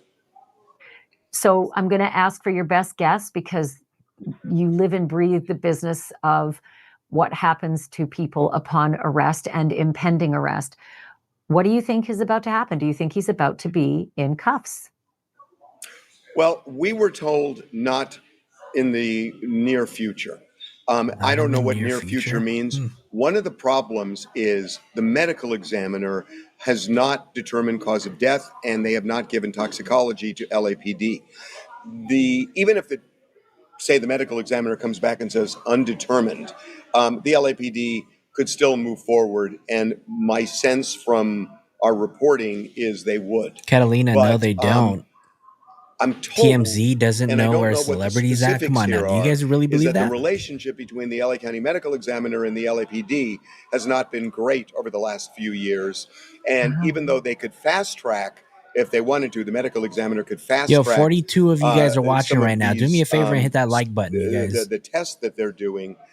My sense is they have not done so because, it can take 3 months easy for something like this. But they could also fast track it. And based on our conversations, that does not seem to have been done. And it may speak to the relationship that LAPD has with the medical examiner. I don't know what's behind it, but that's what I was told. Well, my God. I mean, if let's just say the tox comes back with a lethal amount of XYZ, that doesn't tell you who put the XYZ into that person. And it's really hard to suggest what it means. Well, let me tell you, Ashley, if that happens and the medical examiner comes back and says that it was a likely drug overdose, I think that would potentially blow up the homicide investigation 100%. because you don't know. I mean, remember, you can go way back in LA to John Belushi's death, where Kathy Evelyn Smith was prosecuted for manslaughter, which is a homicide, for what she did at the Chateau Marmont with John Belushi and heroin. But then you have to pin it on a particular person who gave them the drug. And then it's not as simple as saying, oh, he gave her X. If she died by some means of foul play, that's a more direct line in terms of a homicide than it is a drug overdose. So, and again, I don't know. I mean, it's weird to me that the LAPD is looking at this as a drug overdose. That would be weird to me, but it could be. It could be. I don't know. But I will tell you this. They're not looking at this as an accidental death. They are absolutely looking at this as a homicide, and there's a difference. That is fascinating. And I think about Casey Anthony's little So daughter no who was so accidental far deaths. decomposed, So they whether never really could they do determine, find, other than a piece of tape whether over they the do face and find mouth, that any ended up kind of there, drugs in if her that's really how she toxicology died. And report, finding that if it is even key. comes back, And I'll tell you, that they're not looking at this as an accident. So I think really, in my opinion, what I think they're really waiting for is that toxicology report to come back so they can at least determine the cause and manner of death and then determine the type of charges they're going to file and then make their arrest, right? But again, we have to be patient. We have to just wait for the LAPD and all the detectives to do their job, so we can finally get the justice that we want. when this all started, when her body was found, it was so badly decomposed and cut up that they didn't know if it was a man or a woman. And what happened was that we got a tip that this girl was missing. Her name was Celeste. Okay. And this question has been floating around a lot, and I actually want to come back and talk about this because I did see a post about this on Reddit, and they're talking about the anonymous tip that came in. Right now, mind you, oh, well, Harvey's going to talk about it, right? And there was a poster that said, "Have you seen this girl?" We called the mother. So to clarify, because I've been clarifying with people in other chats all day today and yesterday, even on the threads on Reddit. You know, I've been debating back and forth with these people who don't seem to understand that TMZ is the one who reached out to the mom, and the only reason why they reached out to the mom, because everybody's asking, why didn't the mom call the police, you know, or law enforcement first? And the reason why is because TMZ reached out to the mom first, right? And law enforcement had no idea who the victim was. So when that anonymous tip came in, whoever that person was, they found the missing persons poster with the mom's phone number. They called the mom. Obviously, in previous reports, they mentioned that that part, Della Dang, we don't know who called it in, right? That person is still an anonymous tip. But what we do know is that when they got that information from the missing persons report, they did call the mom, and the mom did disclose the information where she had knowledge of Celeste dating somebody by the name of David, and she did identify or point out that she did have a tattoo on her index finger with the word shush, right? So that's what we do know so far. And asked the mother, and she told us, because the LAPD, all they said was she had a tattoo on her on her index finger. We called the mother, and we talked to the mother, and she said that, yes, my daughter had a tattoo, and it was red. I called the lead homicide investigator as soon as we got off the phone with her, and I gave the lead homicide investigator the information. I said, look, we just talked to this woman who not only said that her daughter had the tattoo, but it was red. And then 2 days later, they said not only that it was a woman, but it was Celeste. They made the connection. It was Could it have that been family? badly Who do you guys think it decomposed was? that they couldn't even tell if it was a man or a woman. Who do you guys think called in that tip? Let me know. Let me know. I want to know who you guys think called in that tip. I think it was family. There's no way, unless it was somebody in the Discord, which it very well could have been, right? Because those people were probably outside of his immediate camp. Those are probably the only people who are that close to David. And clearly, with all the leaks that have came out on the Discord chat, they did know a lot, right? You think David called it in? So I don't know, maybe the medical examiner is having trouble right now too. I can imagine. So again, there are a lot of unanswered questions here. Harvey, I know you're going to have the answers before I do, so I'm going to call you again. Thank you for this. I appreciate it. I'm always happy to be on your show, Ashley. So that's where we'll leave it for now. But this case is moving fast and the details are only getting stranger. Thank you, Ashley. Great work. I do want to check out Law and Crime Network with Jesse Weber and see what they talk about. Mark, I know that you went over this earlier, but I didn't really get a chance to watch, so we're going to watch it now. Being reported that David may officially be a suspect in connection with the death of 14-year-old Thomas investigate. So easy to cut, create, and up flash that TMZ came out and confirmed that the LAPD which is near where the Tesla was found. He said that the owner of the property that David was staying at, which is near where the Tesla was found, he said there's proof of life photo of. Why do I believe the LAPD has not made a statement? I think it's very tactical, very strategic. I think what they're what I believe is that they probably have a theory as to what happened. They're not entirely sure. They have their eyes set on a group of individuals. They're not saying anything because I think sometimes silence speaks louder than words, right? And when you kind of stay silent, you leave everybody to kind of question things. And I think what they're doing right now is they're literally watching every potential suspect under a microscope. They're probably tapping their phones. They're watching the text messages that are being sent. Um, and they're really waiting for somebody to crack, right? Um, I don't know. I'm not a detective. I'm not law enforcement. I don't really know how it works behind the scenes. All I can do is speculate and insinuate, some of the things that I've probably seen in movies or TV shows. Um, and I'll be honest with you, I think, they're probably getting a lot of information from Reddit. The people out on Reddit are doing a hell of a job. Or they're paid off. I'm I don't know. You hear that all the time, right? There's definitely corrupt police officers, but at the end of the day, I do have faith in our law enforcement out here in Los Angeles.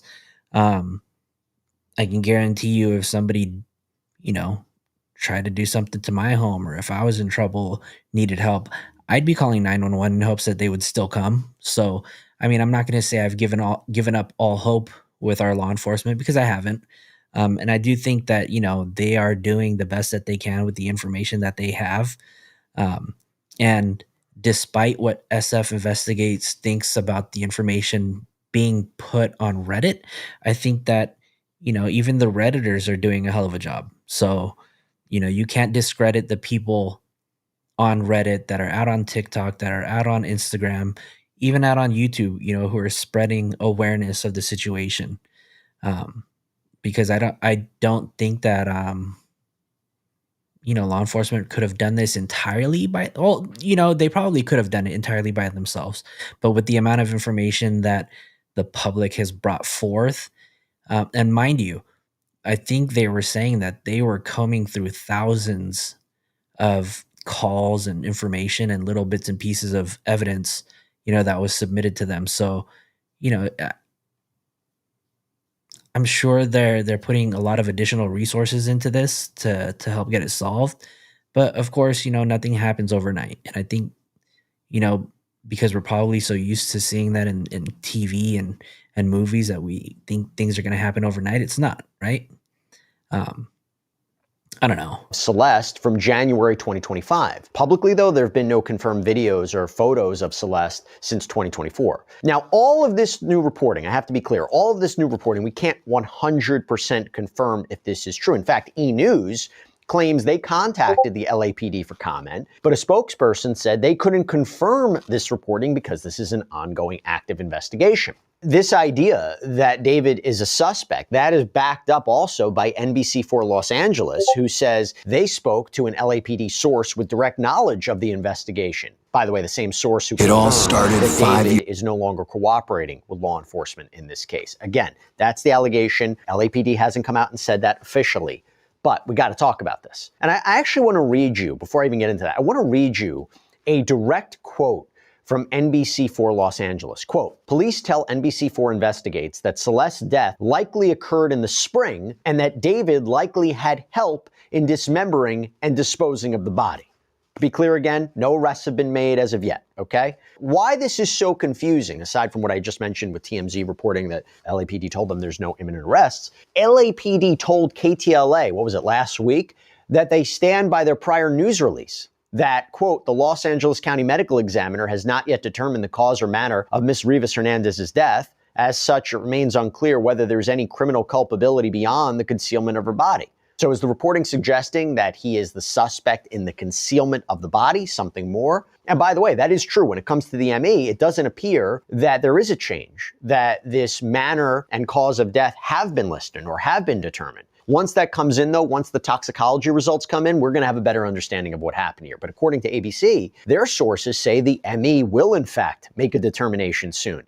And ABC News is reporting that according to sources, Celeste, this girl from Lake Elsinore, California, who was reported missing last year, her body was dismembered when it was found in that car, and that the dismemberment and the disposal likely involved more than one person, and that law enforcement have been in touch with several people who are somehow connected or involved in this case.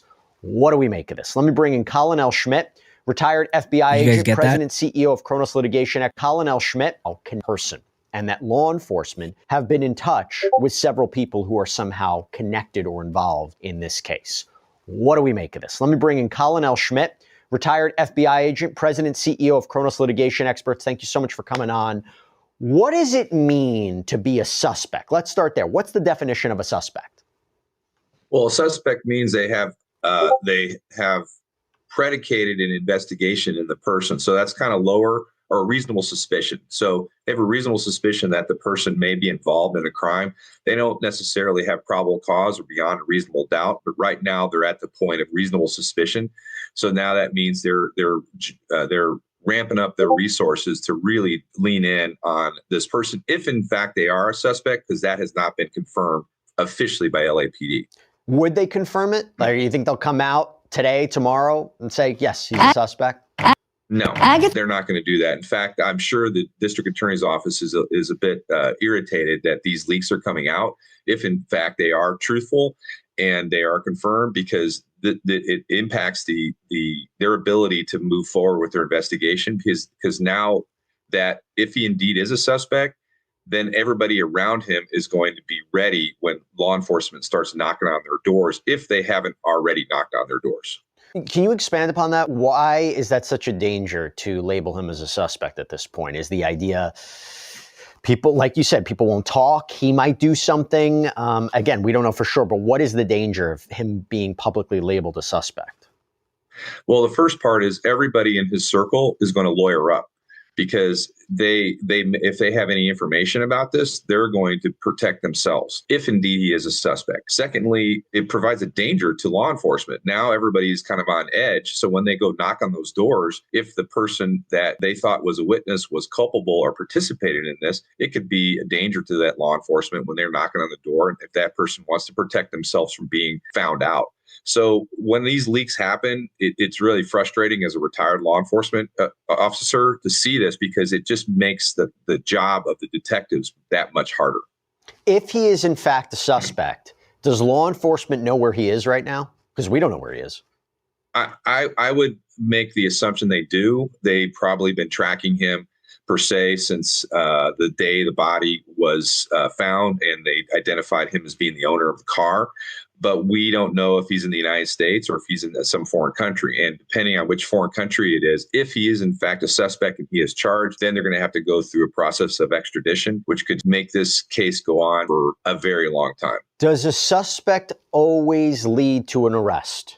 No. So like I said, it's a reasonable suspicion. And so those homicide detectives with LAPD, which my biased opinion are probably the best in the world, they're going to run down every single lead to make sure that they have the right person. And they're also going to look into hypotheses that don't lead to him to make sure they have the right person, because ultimately their goal is to prove this beyond a reasonable doubt.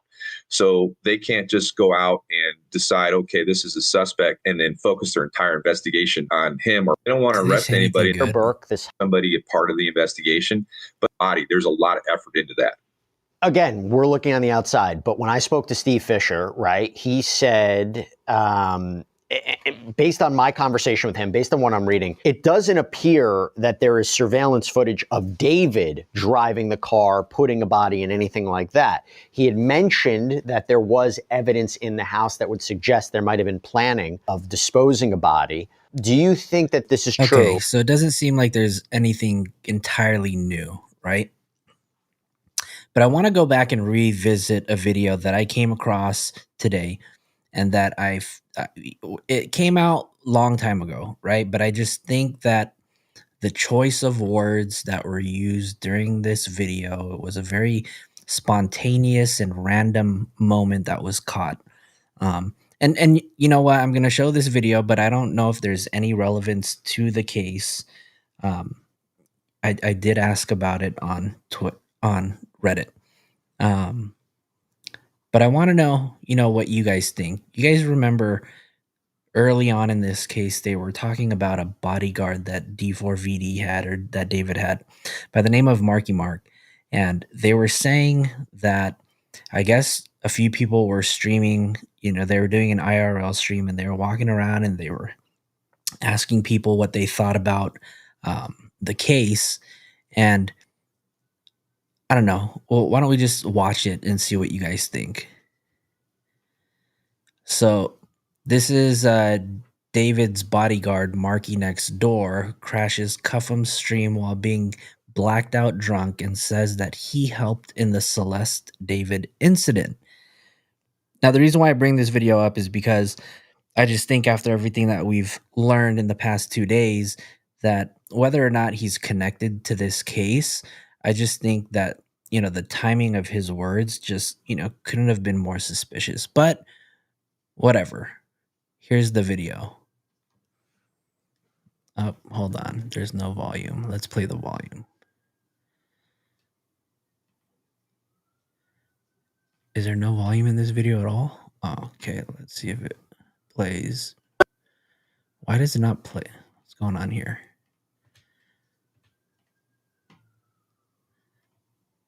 Why is it not playing? When Yeah, what's with customer? Hey, how much? Listen, did you hear about the David case? Yeah. The singer. David with the Yes. slat in the back trunk. He was the bodyguard for him. I helped him bury him. It's crazy. No. What did he say? Case. Yeah. The singer. David with the slat in the back trunk. He was the bodyguard for him. I helped him bury him. It's crazy. No. What the fuck? No. David case. Yeah. The singer. David with the slat in the back trunk. He was the bodyguard for him. I helped him bury him. It's crazy. No. What the fuck? No. Hell no. Yo, bro. I just found that really odd and suspicious.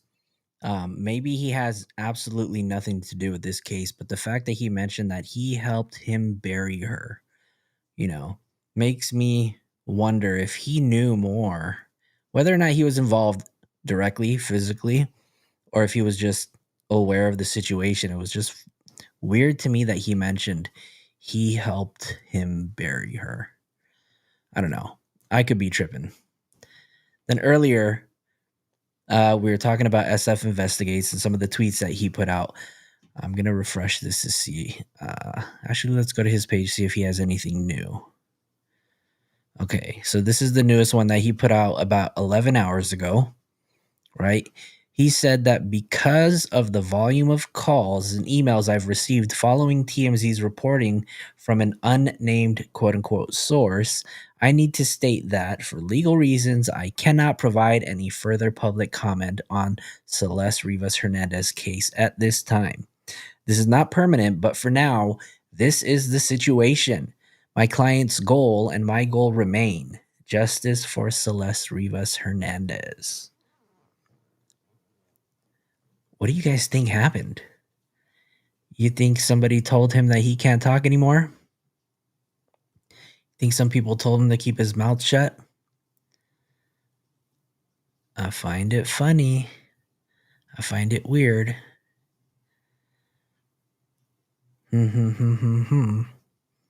It's very odd. I don't know. Something happened where he can't talk, so I think that's pretty weird.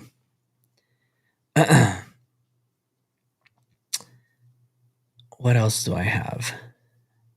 What else do you guys want to talk about? Is there anything you guys want to go over and review?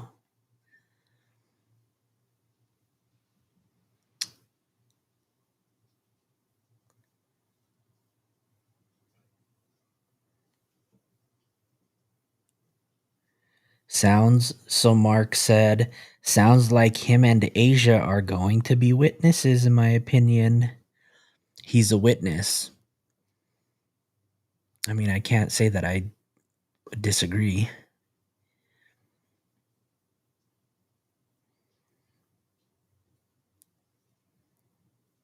Let's see. I have a few things that I want to show you guys, but I don't know if this will... Well, let's play this. I want to go back to streaming so bad. Don't get me wrong. Like, I actually loved streaming, and I hopefully will come back to like some platforms soon. But the streaming community is so severely toxic right now. And I need people to understand that, like, there's so much stuff that goes behind the scenes that you guys just do not see. But I digress. You guys will probably find out some of the people I'm talking about very soon, because when you're a bad person, eventually everyone finds out naturally. That's the thing about bad people. They expose themselves. I don't need to do anything. Karma's a bitch. What do you guys think about that? Which actually, now that we're talking about this, let's go here. No. Where is it at? I was literally just looking at it. Let's take a look at this Reddit post, because this has everything to do with Asia. It says here on the Celeste Rivas Hernandez thread, said never wanted to be this close. Parentheses says regarding David's friends group. Right. So there's a few screenshots from a conversation. And for context, it says, I live in Los Angeles and am somewhat in the industry. Through this, I've met celebrities and influencers alike. Anyways, I have a longtime friend who I wasn't aware is friends with Asia. I saw they followed each other, but thought they were just mutuals. I made a comment on her account alluding to the info we all have. Then I received this text from my friend. I don't even know what to think anymore. I'm so frustrated that people I know are okay with being in the dark about a situation if it means being friends with someone who could be more knowing of the situation than she's leading on. I don't effing know what to think. Effing hell, it's probably not even a good idea to post this, but I feel so sick right now. So let's kind of go over this. And obviously, these are just screenshots. There's no proof that this is evidence of anything. But apparently, this is a conversation between someone and a person who knows Asia, right? It says, do you know Asia isn't friends with David anymore? And that whole situation traumatized her? Sorry, that's my friend, and I've been with her for a while the past few months. And she texted me hurt, saying, what the heck, because we follow each other. They said, I don't know, she's posting pretty detached from the situation for being traumatized and has said some pretty odd things regarding it. You should look into the situation, but I believe she does not have good intentions. Don't want no drama for you, though. These are just my thoughts after being invested into the case.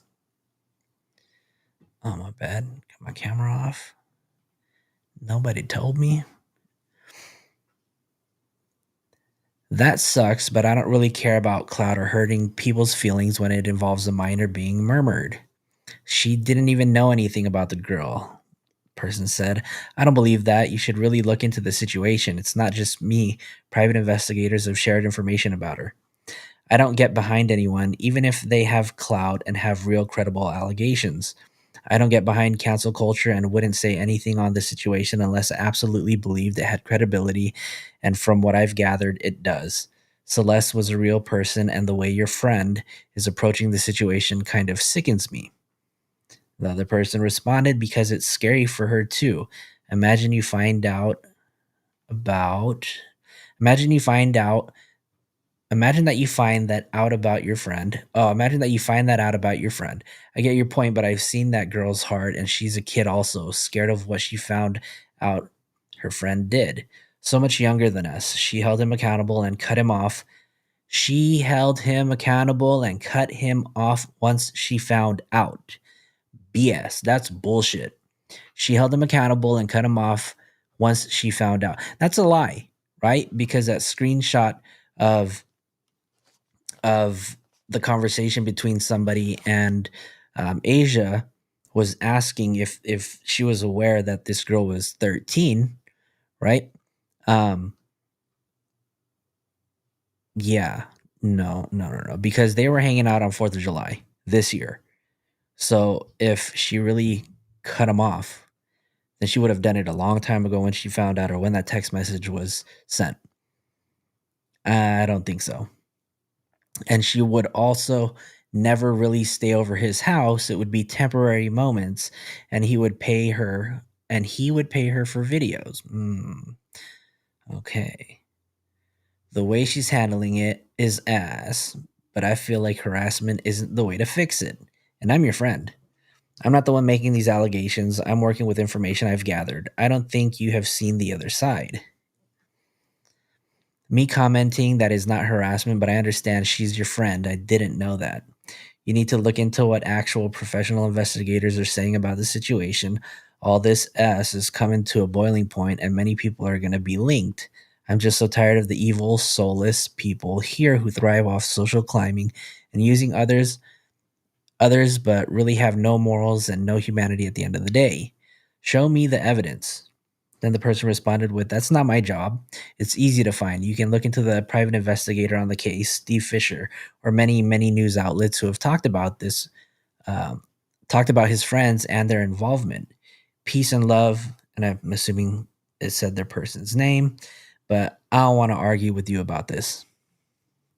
Last screenshot said, "I don't think I was arguing. I was just also being fragile about her feelings, but I will check the information. I don't know much about it because the situation is so dark, and it stressed me out trying to figure out all the information at first and checking every day for more." What are your thoughts?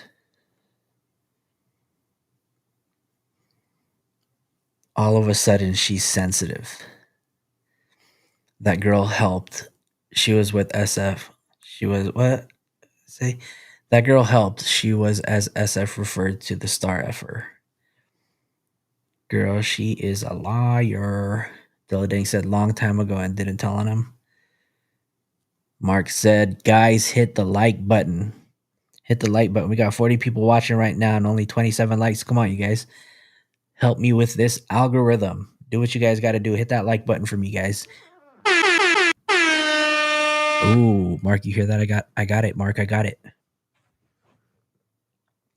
Yeah, do me a favor, you guys. Hit the like button. I want to show you guys a few other things that I have too, but I need to make sure that I send it to myself.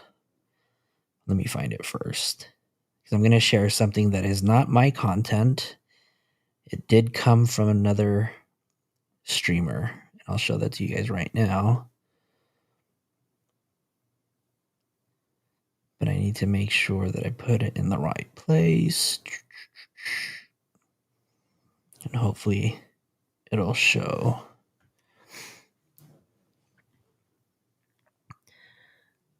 So a lot of people have been asking about the family and placing blame on the family, and that the family has done nothing to show their support for Celeste, or the family has not come out and spoken.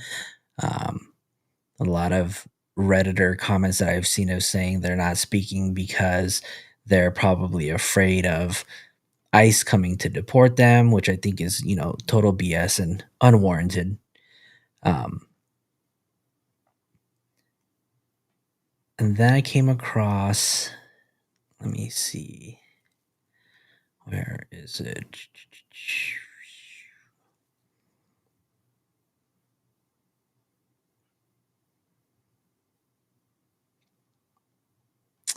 Give me a second, you guys. I'm looking for it. Oh, maybe I should press upload.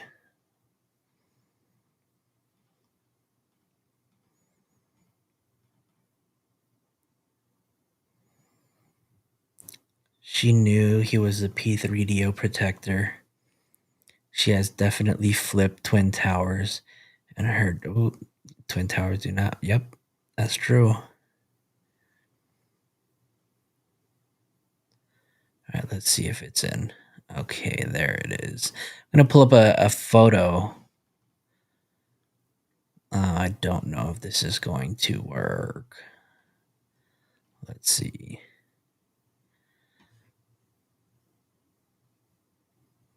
Hopefully it'll stay. Let me pause it really quick. Can you guys see this? Drop a 1 in the chat if you guys can see this. So shout out to Strategic Eyes and his whole team of researchers. They do a hell of a job. Strategic Eyes is an active special victims detective, and he does daily content as well. And him and his team have put together this family tree. And I want to go over and review this with you guys. Now, unfortunately, I do not have the original document. That is something that's a part of his team. But I do have a screenshot. So this is apparently the family tree of Celeste Rivas Hernandez. And this basically just has some of the people that are in her family tree.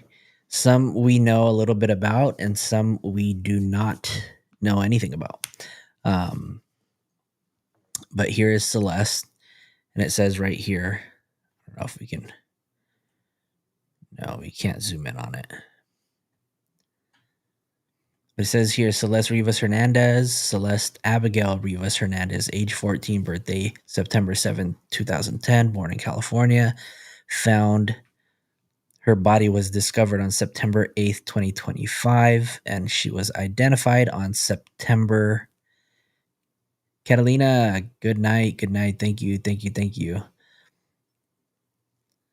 Yeah, no, definitely. I definitely don't like the shade either. Without them having the opportunity to speak out, and maybe there's reasons why they haven't spoken out.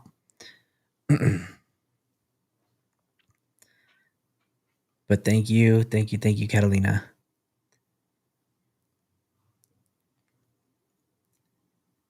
Going back to this family tree, though, this is Celeste Rivas Hernandez, and it says here that her mother is Mercedes Martinez. Her father is Jesus Rivas, and she does have a brother by the name of Matthew. And I feel like Matthew has, very early on in the case, I wouldn't say like done actual interviews, but he's probably spoken out to a few people. And here, let's see, Jennifer. I wasn't really able to kind of understand all of this, but this basically just, points out some of the family members that were a part. Maybe some of them are on social media. I know some of the names that we've seen before in the past are Dora Hernandez, and I think Dora may have been one of the aunts that was posting information on Facebook about Celeste being a missing person.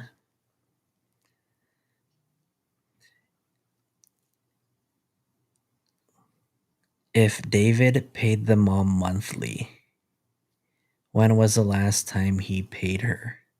Maybe we'll never know. And actually, I'm just going to exit out of this family tree because I don't really know too much about it to go into detail.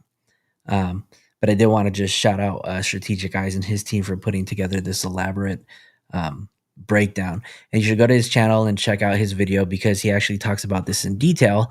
And he explains that on all of these little icons, his logos right here, if you click on this, it goes into a little bit more detail about each individual, right?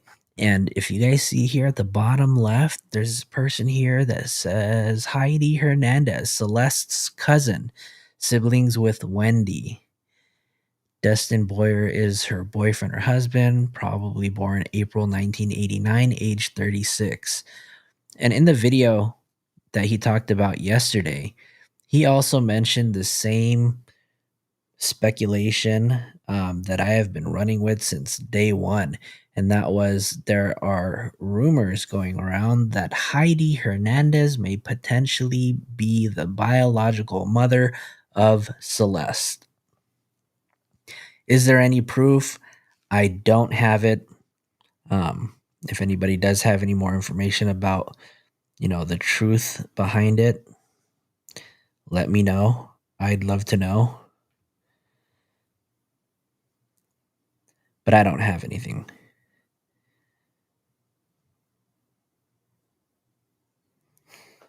Let me exit this. What the hell? Instead of looking into his family, this is wild. Why are they still looking into her family? That's a great question. Why? No idea. No idea. Now there have been rumors and talks that David was paying off the family, and the family was receiving some sort of incentive to maybe potentially keep their mouth shut, you know, and allow this to go on. But you know, there's no proof. This is all just kind of speculation at this point. Um, oh, there's 50 of you guys in this right now. Do me a favor, you guys, hit that like button. Hit that like button. I appreciate 50 people watching my stream. That's a lot for somebody that just started. So I appreciate you guys for hanging out. Y'all are awesome. But there were speculations about David potentially paying off the family. Now, I don't have any proof that he was making any sort of payments, and very early on they were speculating that David was potentially paying off family. The girl named Asia, she's in the July 6th video in David's washroom with Neo and Celeste and Jakra and Sakura and David. Anyway, she said clearly in that video they were cousins and went to church events as kids. I don't know if they were just messing around or if that was any truth to it, but you know what? We can go back and visit that video. D4Vd on Sakura stream. It's right here. And this is let me see. This was before he was named a suspect though. So this is a video that took place, I want to say it was 4th of July weekend, and I believe the four of them were getting ready and going to a FaZe Clan celebration, 4th of July celebration at the FaZe Clan mansion. So let's go ahead and watch this. It's a little weird. I don't know why they're streaming right now and getting ready. But for those of you guys wondering, that's David with the I Love Boobs shirt. This is Neo with the glasses. This is Sakura. And I don't know, somebody had mentioned a couple days ago that she may be Jason the Ween's girlfriend or ex-girlfriend. I think that the lookalike was a decoy to make people think Celeste was there and alive. Who knows? I'm very curious when Celeste Herrera came into the picture.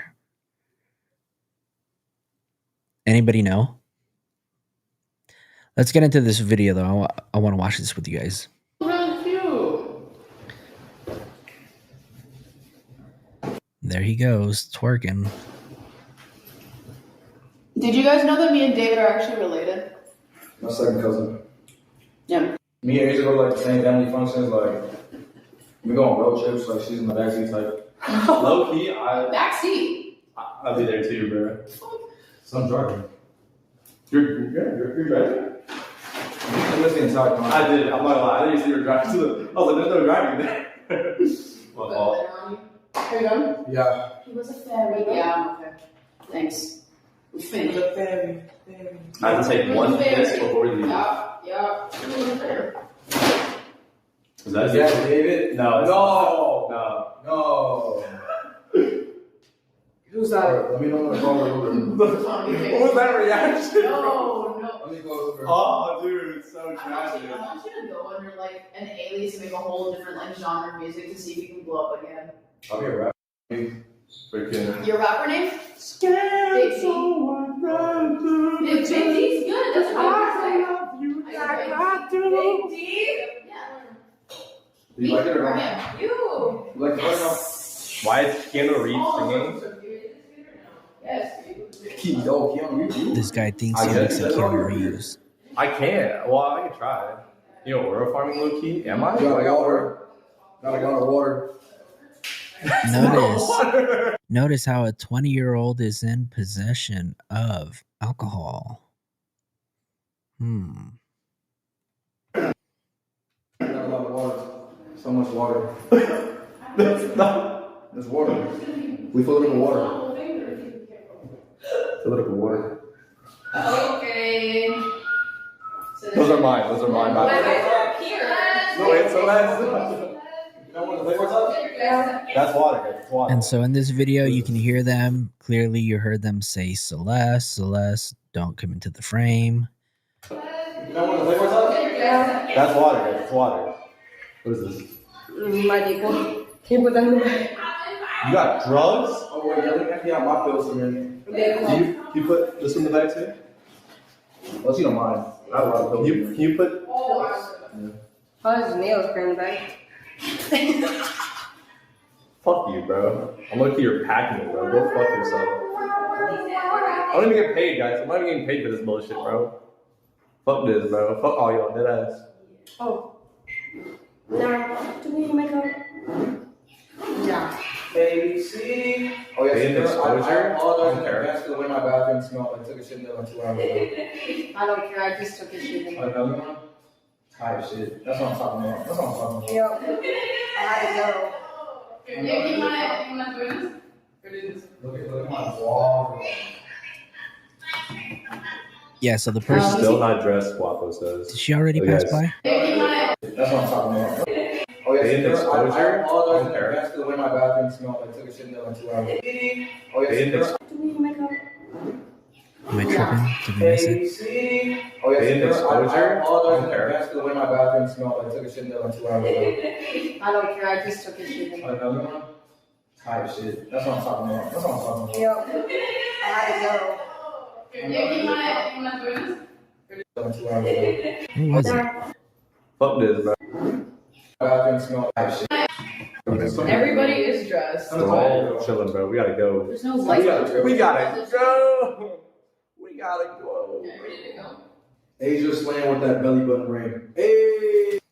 Yeah, so Molly, this is David on any given day. And at this point, this is 4th of July weekend, so I don't know if 4th of July was on what? Thursday or Friday? When was 4th of July? Let's see. 4th of July was on a Friday this year.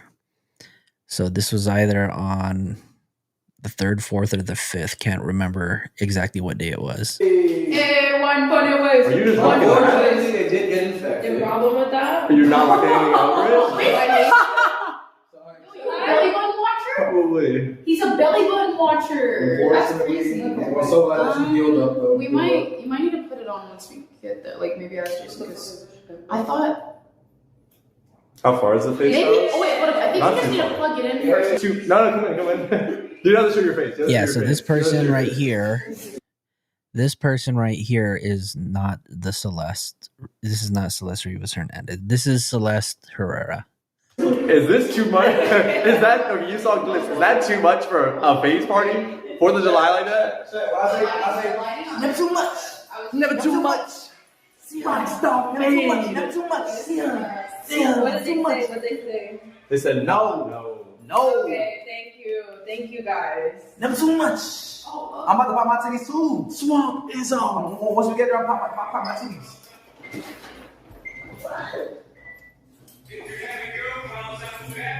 Oh God, I mean, I promise. But a bitch ain't one. Oh, that said you fine. Oh. Faya said he had no That's my Valentine. dad's favorite song. Did he say that For this free? year? David will do a lot for free. I do a bro. lot for free, twin. Why are you grabbing my shoulders when you say that? I do a lot for free. What? You want me to do it? What is it?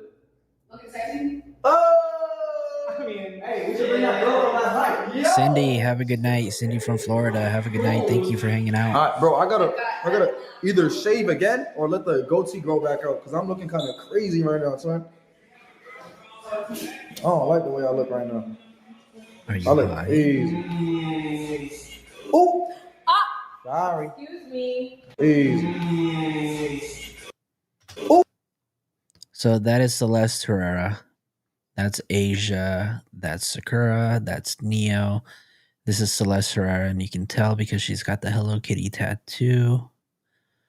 I believe she also has another tattoo on the back.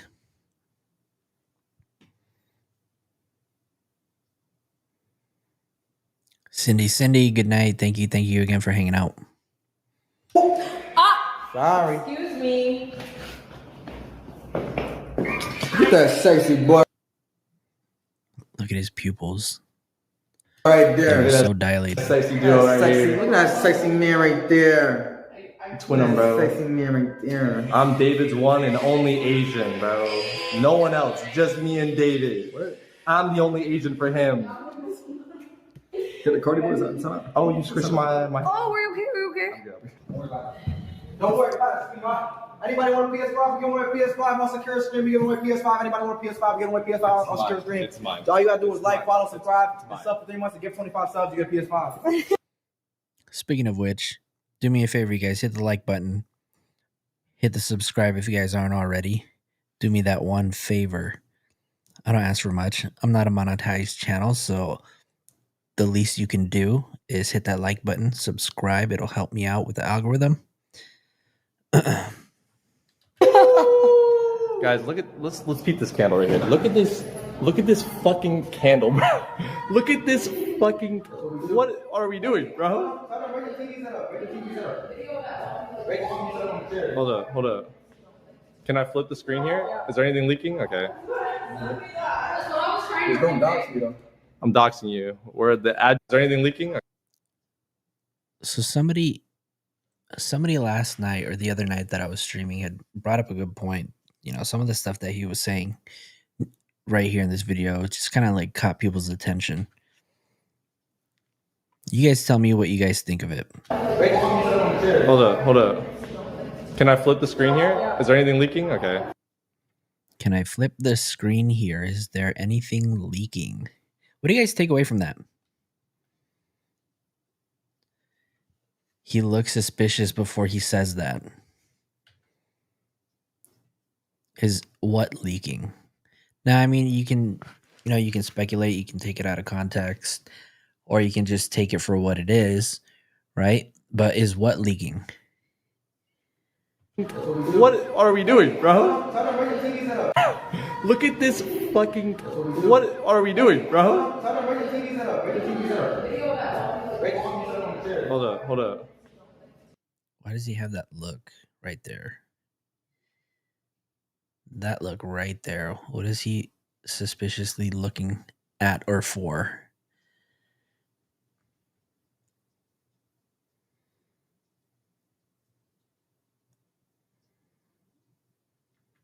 Fucking. What are we doing, bro? Hold up. Can I flip the screen here? Is there anything leaking? Okay. Is anything leaking here? What would be leaking here? Don't dox me though. I'm doxing you. Working? Okay. Is the TV on a chair? The TV is on a chair and on cushions. Really? What's going on here? They couldn't hang the TV up? Couldn't find anybody to put the TV up for you guys? It's funny. Don't dox me though. I'm 51 of you guys in here the right now? address That's is 420 crazy. Street. Whoa! That's crazy. There's 51 of you guys hanging out right now. Street. I appreciate y'all. Apartment number 6969. Are you ready? Are you looking the address? I mean. Yeah, when we get in the car, just cover the camera until we. Yeah. Yeah. I'm saying she a gold digger. I ain't saying shit. You good? Wait, no, what? Bro, Should I run on the Google? Yeah, of course. You think it's gonna get stolen again? Probably. This video is just so weird to me. Yeah. And why does Sakura look so... I'm saying she a gold digger. I ain't saying shit. You good? Look at her eyes. Her eyes just got big there. Her eyes are super dilated. Okay. I'm saying she a gold digger. I ain't saying shit. You good? Ooh. Wait, no, what? Bro, Should I run on the Google? Yeah, of course. You think it's gonna get stolen again? Probably. Be careful. What do you guys think?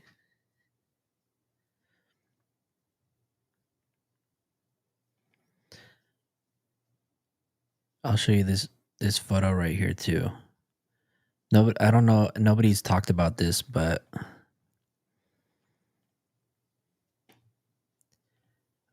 crap. Hold on.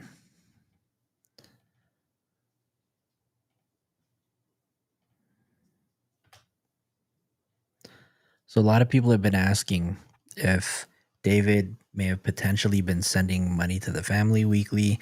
And there are a lot of talks about David sending money to the family through Apple Pay. And the number that I kept hearing was $9,000 a week, $9,000 a week. And they were saying, why 9,000 and why not 10,000? Why not less? Why not more? And it looks like David has actually answered that for us right here. In this little screenshot, it says that you can't send more than $9,000 on Apple Pay. So I don't know if there's any truth to that. I don't know if the family was receiving any money, but this was a screenshot that states right here, you can't send more than 9 on Apple Pay. I don't know where this is from or what this post of David's, where this came from. Deladank said, if he was sending them money, wouldn't that prove even more that he did do it? He has a reason. I'm sure, that they're looking into this. I don't know. I don't want to speculate. I don't feel right, going in on the parents, because I don't know anything about them. Sus, agreed, Della. Something is off with this dude, Neo. There's something off about all of them. They seem cold, trying to distract themselves, in my opinion. I could be reading into it too much, though. I don't know. Molly said she has greasy hair for a star. Oh, no. The last live that I was in, there was a whole big old debate and argument over hair. So, yeah. I don't know. You guys think the family was receiving any sort of incentive from this artist? I'm not going to speculate, but what there have been photos of are photos of what appears to be David in the city of Lake Elsinore meeting up with some teens, maybe some high school students, and it appears that he is conducting a transaction. Let me see if I can find that photo.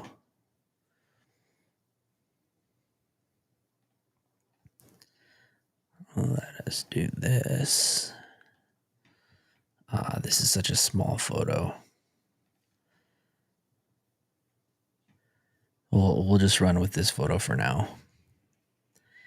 But this is a photo. Apparently, this is David. And apparently he's paying people. Look how small this guy is. This guy is 5'0" next to another high school student. And in this photo, he's been, paying people off that were aware of the situation to keep their mouth shut. Now, I don't know how much truth there is to it, but this is the rumor that's going around. So trying to see if there's other photos of it. And Mark the Shark, if he's still in the chat, Mark has, he's done a hell of a job covering this too. And he's actually one of the people that's been boots on the ground. He's actually been to and from Lake Elsinore and the Hollywood Hills. So he's done a few videos where he's posted the walk from David's mansion to where the car was picked up.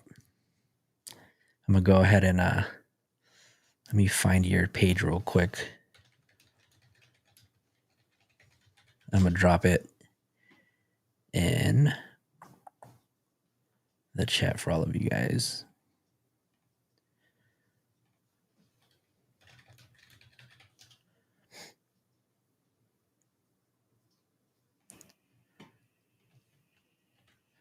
Do me a favor and follow Mark the Shark.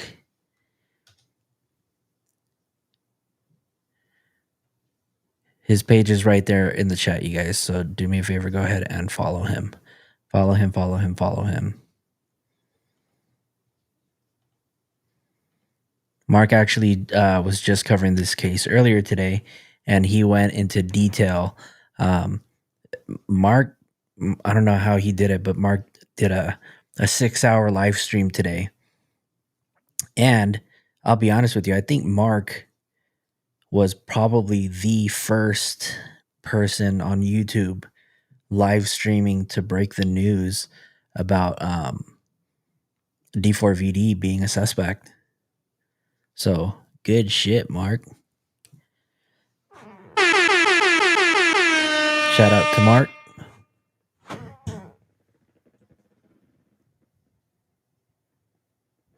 This little device that I have here, this Rodecaster 2, has a lot of like colorful buttons on it, and it has a lot of crazy sound effects. So I got to figure out how I can use these. I can't wait to play that when they finally arrest somebody and let everybody in the group know that they are stupid, right? That whole group is stupid. Yep. Can't wait for that day. How many of you guys, I want to know when you guys think there's going to be an arrest made, or if you think an arrest is going to be made anytime soon. And if so, what is that time frame? What are we looking at? I want to know from you guys.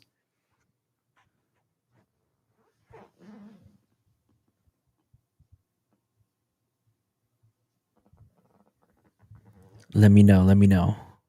I want to know where is the car? Did David ever pick up the car? Great question. I think we were talking about that earlier. Where is the car now?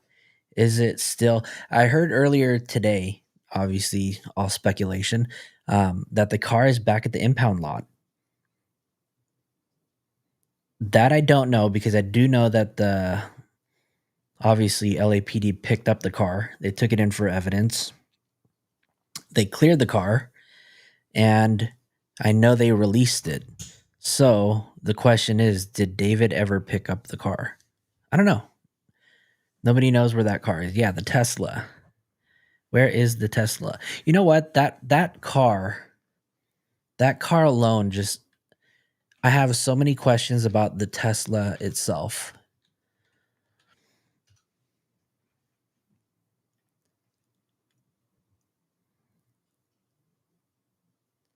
Let me pull up this picture really quick. We're going to talk about this Tesla.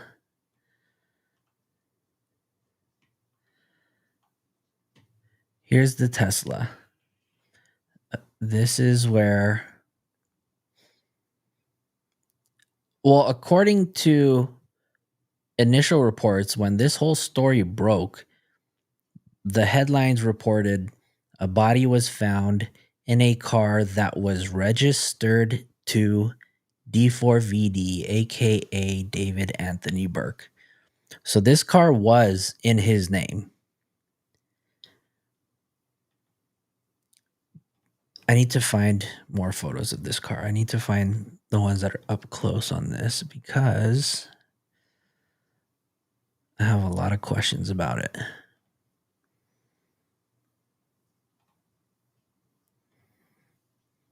No, I don't want to do that. I want to do this. This is another photo of the Tesla.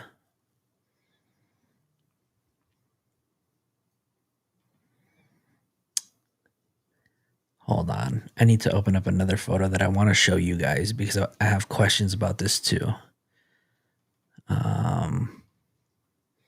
But I do have to do something to it first.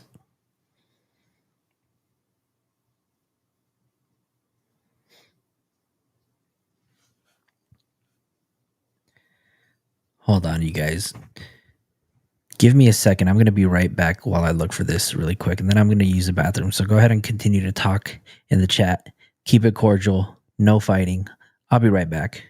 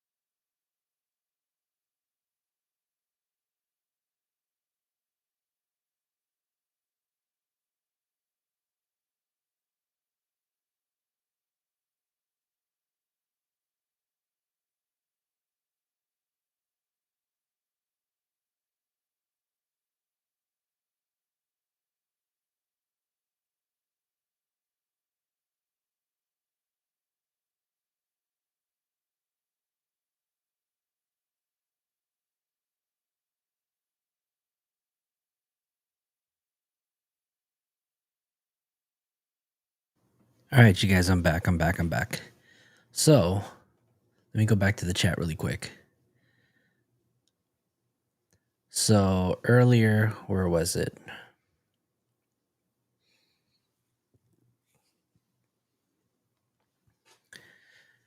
Yeah, they did say that. So Stoic said, nah, really? That's crazy if they gave the car back, the crime scene on wheels. What was David doing in Santa Barbara? That's a great question, Mark. I want to know the same thing. Let me go back. So Molly said Tesla had Texas license plate. It's $180,000 car. I agree. However, I have questions about this. This is what I really have questions about. Because I have a photo of this car right here. Now, this is a screenshot that I grabbed from one of David's videos, and it appears to be a Tesla Model X. Can't confirm that this is the same car. However, this car has California license plates. So I am very curious. Now, this video was filmed at Doheny House number 2. This is apparently the house that was filmed, or where the live stream was filmed. So I'm curious to know if this car and this car are the same exact ones.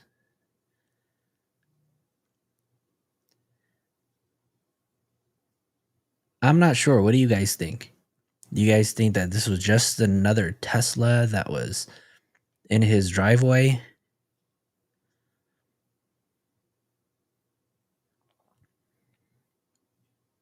Jason, like, what is this? All them nerds was like, what?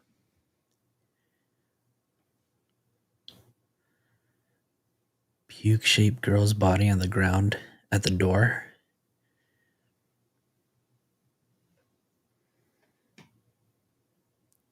What do you guys think about this? This photo right over here. Do you guys think that he had 2 cars? Do you think that he switched the license plates? I mean, if you look at, let me see. Take a look at this. I don't know. To me, this looks like the license plate fell off at one point and was put right back on. But I could be tripping. Am I tripping?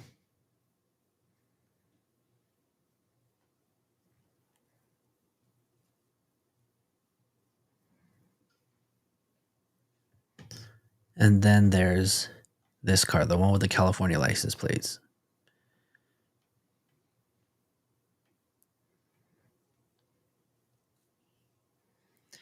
This, I don't remember when this was taken.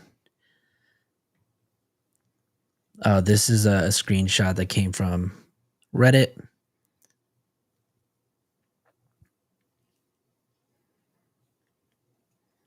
Yeah, this right here is the Tesla that Celeste was found in.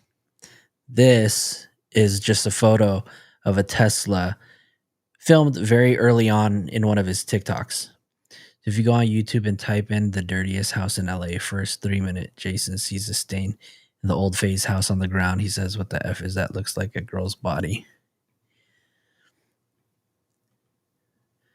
Let me try to find another video too. Hold on. Because somebody sent me something that was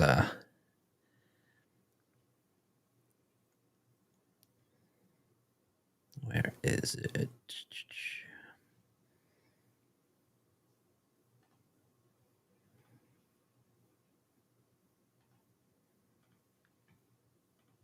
So, you heard me. You got a VIP hurt. That's thanks to Kerr right there. Hold on, you guys. I'm looking for a video.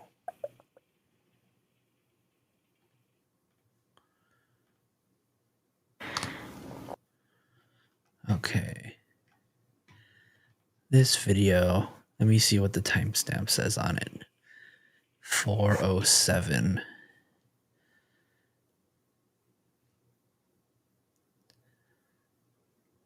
So this video right here is Sakura reacting to FaZe's funniest moments. Why you're here? Sorry. How you doing? You die in this hotel room. Why do they all do their hair yellow? Somebody died. I don't know. Smells like. And then they let it grow out too, so they all have like roots. So they all have like roots.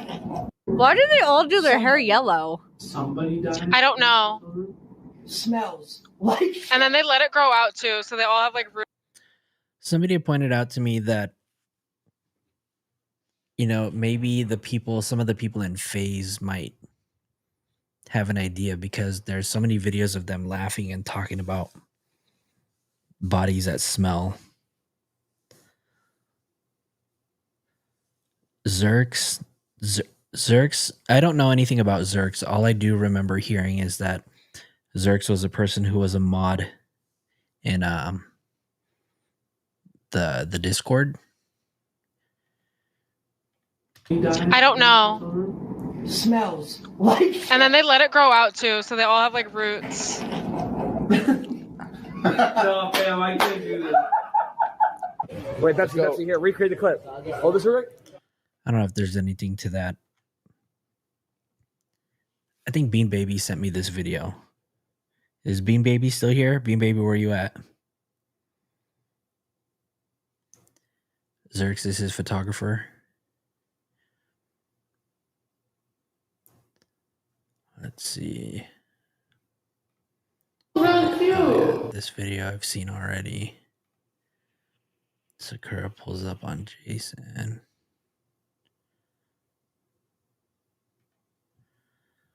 Let's watch this video too, because they say that David was acting a little sus in this video.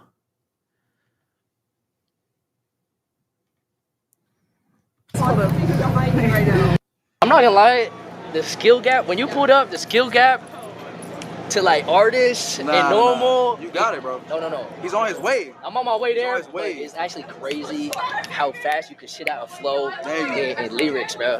That's talent, bro. Thank you, bro. Thank you. It could, there's really, and I'm blazing right now, but I drank it. Hey, listen, we dropping it. Video on the way. Song on When the are way. we dropping? Sunday? When's your album? We need an album cover. I don't know. How many songs? My album? Yeah. I don't know. I want to do like streamer album. Oh, okay. Where? WT shirt. It's patriotism right here. America was built on boobs. America was built on boobs, man. Wait, chat. OTV need help? I will be back, bro. I bet. These are so cute. I actually appreciate that the lighting is good. You want to get a picture? The lighting on these are always so brutal. It's patriotism right here. America was built. Album. Oh, okay. Where? WT shirt. It's patriotism right here. America was built on boobs.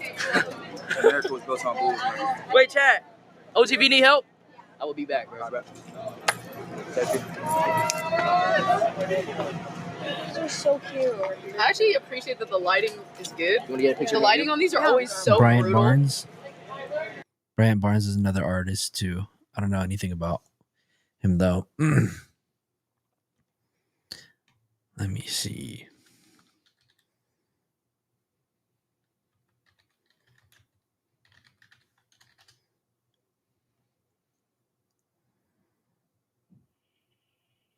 Trying to see if there's anything that I can find on Bryant. And if you guys have any videos you guys want me to check out, or if you guys have anything worth viewing, my email's right there at the bottom of the screen. You can send me whatever you guys have to flojotv@gmail.com. So if you guys got anything, send it. Let me know. Then maybe we can review it. Take a look at it. Yeah, Bryant Barnes. Yeah. Definitely no. There were rumors. I want to say maybe about 2-3 weeks ago that came out. About a third house that was potentially housing potentially housing a body. And what they were saying was that in the background of one of the photos, or a few of the photos, you could see like a freezer, a brand new freezer in a box, and that could have been potentially a place where her body was stored. But that was all speculation. Don't know how true any of that was. Let's see if we can try to find it on Reddit. Let's go to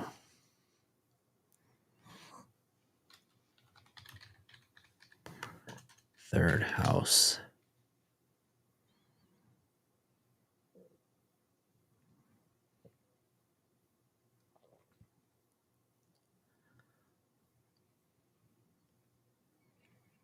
No, probably not.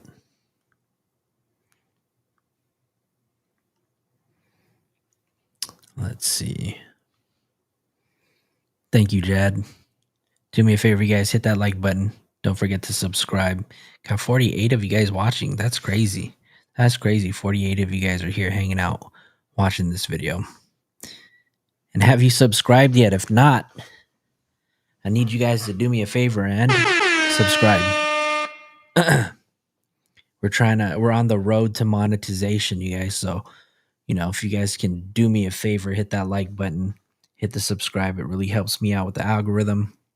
Obviously, I'm not making a penny off of doing this, but I do enjoy hanging out with all of you guys and putting our thoughts together.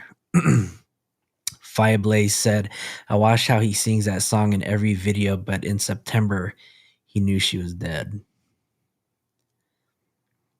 Yeah, I was watching, last night I was watching what song was it? Afterlife. I wonder if we can watch it and not listen to it. But this was, hold on, we'll make sure the volume is off.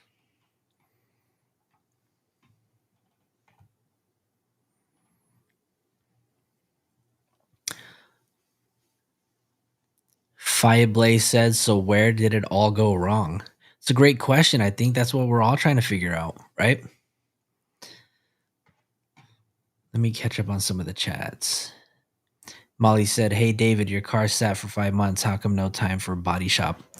Oh, you had a body in the front. Mm-hmm. Zerks. I don't know. I mean, Zerks, yeah, was a photographer. I think he was a mod in one of the chats. I think I saw something mentioned earlier that Zerks is now working and doing videos for Anna Bang. I don't know who that is, though.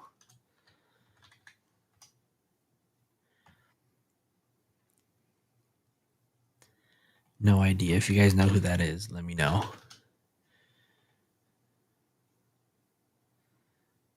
Let me try to look for it.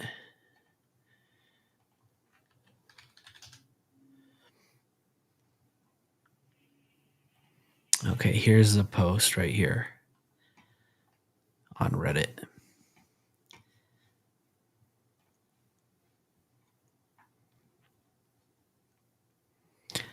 Same Discord mod that knew about Celeste and David the whole time and tried to get people to keep her existence. Plus, David tattoo a secret. Oh, okay. Same Discord mod that knew about the Celeste and David the whole time and tried to get the people to keep her existence and the David tattoo a secret before her body was identified. So Zerxify is that person. Currently editing, posting tour videos for Hannah Bang. Not Anna Bang. And Petal to Thorns is like he alive and withered. It's like stages of decomposition. Yeah, it's weird. Somebody had mentioned, I don't know where I saw it, but they were saying that the name of the album was supposed to be Decay. And then it was changed to Withered.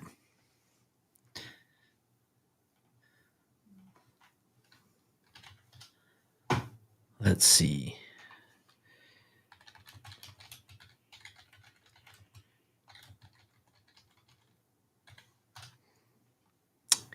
Withered. definition of withered means typically due to lack of water or nourishment. Shrunken, wrinkled, and lacking freshness or plumpness, often used to describe parts of the body, particularly hands or skin, due to age or disease. Figurative definition can also be used figuratively to mean faded, diminished, or lacking in vitality and energy, made to feel small, ashamed, or insignificant. When used in this sense, it describes the emotional effect on a person.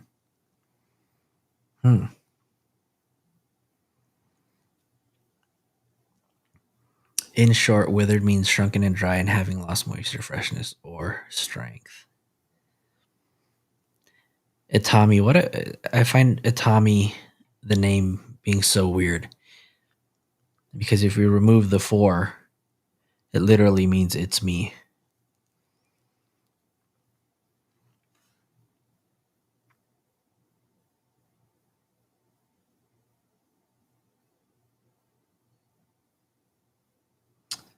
Yeah, I wish we could play his songs and listen to the lyrics. Let's see if we can pull up the lyrics. Where did it go wrong?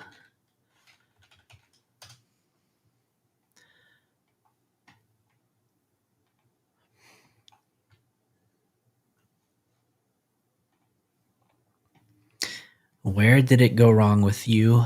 I don't belong with you. It's tragedy. I really thought you were meant for me. I guess you're not. Whoops. I really thought you were meant for me. I guess you're not, and I can't believe you. I really want to leave you. How could you lie to me? Every kiss put a cavity between my lips. I really can't believe you. Don't even want to see you. I've got to make my mind up, but I can't be wasting time. I might die. I don't want to die. I don't want to die. Another life is where they'll find us. I hope they just remind us I tried. Where did it go wrong with you? I don't belong with you.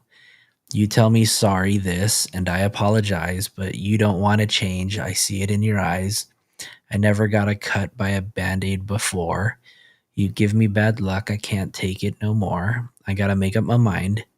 I can't be wasting time. I might die. Oh, where did it go wrong? Baby, don't trip on me. Baby, why can't you see whenever I'm about to leave? I swear, I mean it.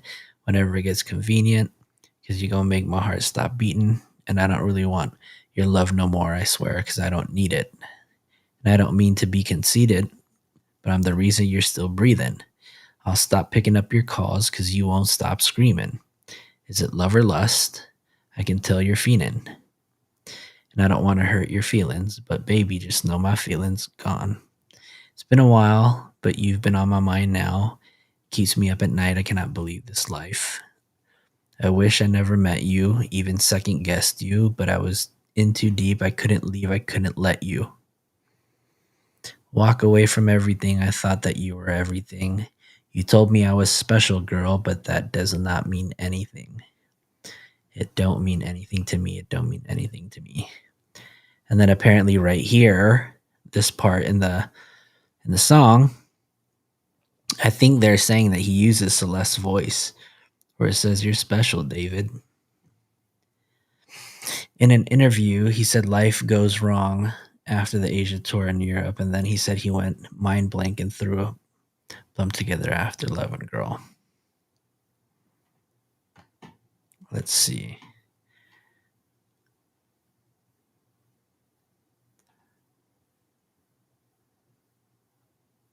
Let's listen. Who you are, essentially. You know? So it's like, I'll give you an example. Like, you get a gift from your girlfriend, right? But then she's actively cheating on you at the same time. But she gave you that gift. It's not actions speak louder. I mean, she's actively doing something and then telling you one thing and doing the exact opposite. You ever been in a situation where, like, Okay.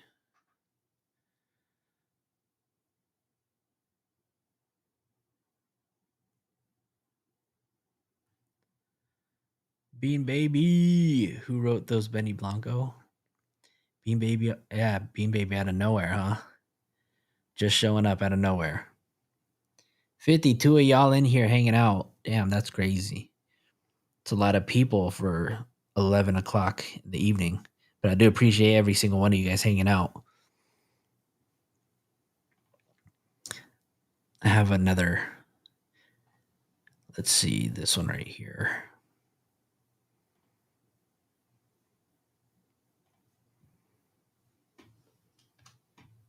Who you are, essentially. You know? So it's like, I'll give you an example.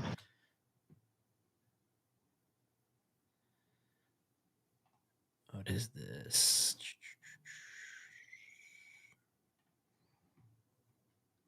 I knew it sounded like him. I knew it. You guys think this was David in this video? That is executive assistant right here, or him. So are we hearing this, guys? Like, yeah. Everybody could see how biased you are with literally just. It's not about being biased. It's about using common sense. Because your profile is get dropped. That's He's a bot. Don't drop it. Open your camera. Open my camera? Yes. Let's see that you're not like a 50-year-old man working in the background. Yeah, he's gonna run away in a minute. Watch. Bro, he's gonna drop. He knows that he's caught. Guys, I don't know if y'all think y'all look like cute or like if you think you're funny. I know I'm cute. No, look at my profile. Well, How no, I about you wouldn't show say your that. face? You can see me on my profile. It's not private. Right. Go ahead. Go look. Okay, I'm just What gonna about like disengage with conversation from. Oh, now he wants to disengage. You're just Now not he wants to productive. Bro. disengage. You're not productive. You're not productive. All you're doing is saying, yeah, you know, like there's a couple of conspiracy theories here and there, you know, that's it. Get right with God. Not right. This nigga is always on this shit. Like he's literally watching around to see who's talking about it on TikTok. I get on TikTok maybe once or twice a week. Literally. That's exactly what he's doing, like a fly on the wall. Yeah, sure, absolutely. Crazy work, by the way. But look, at the end of the day, if you want to sit there and like preach about fairy tales and, you know, Disney Channel stuff and all that, I mean, that's fine. I don't care. Like, you can sit there and preach, you know, it's fine.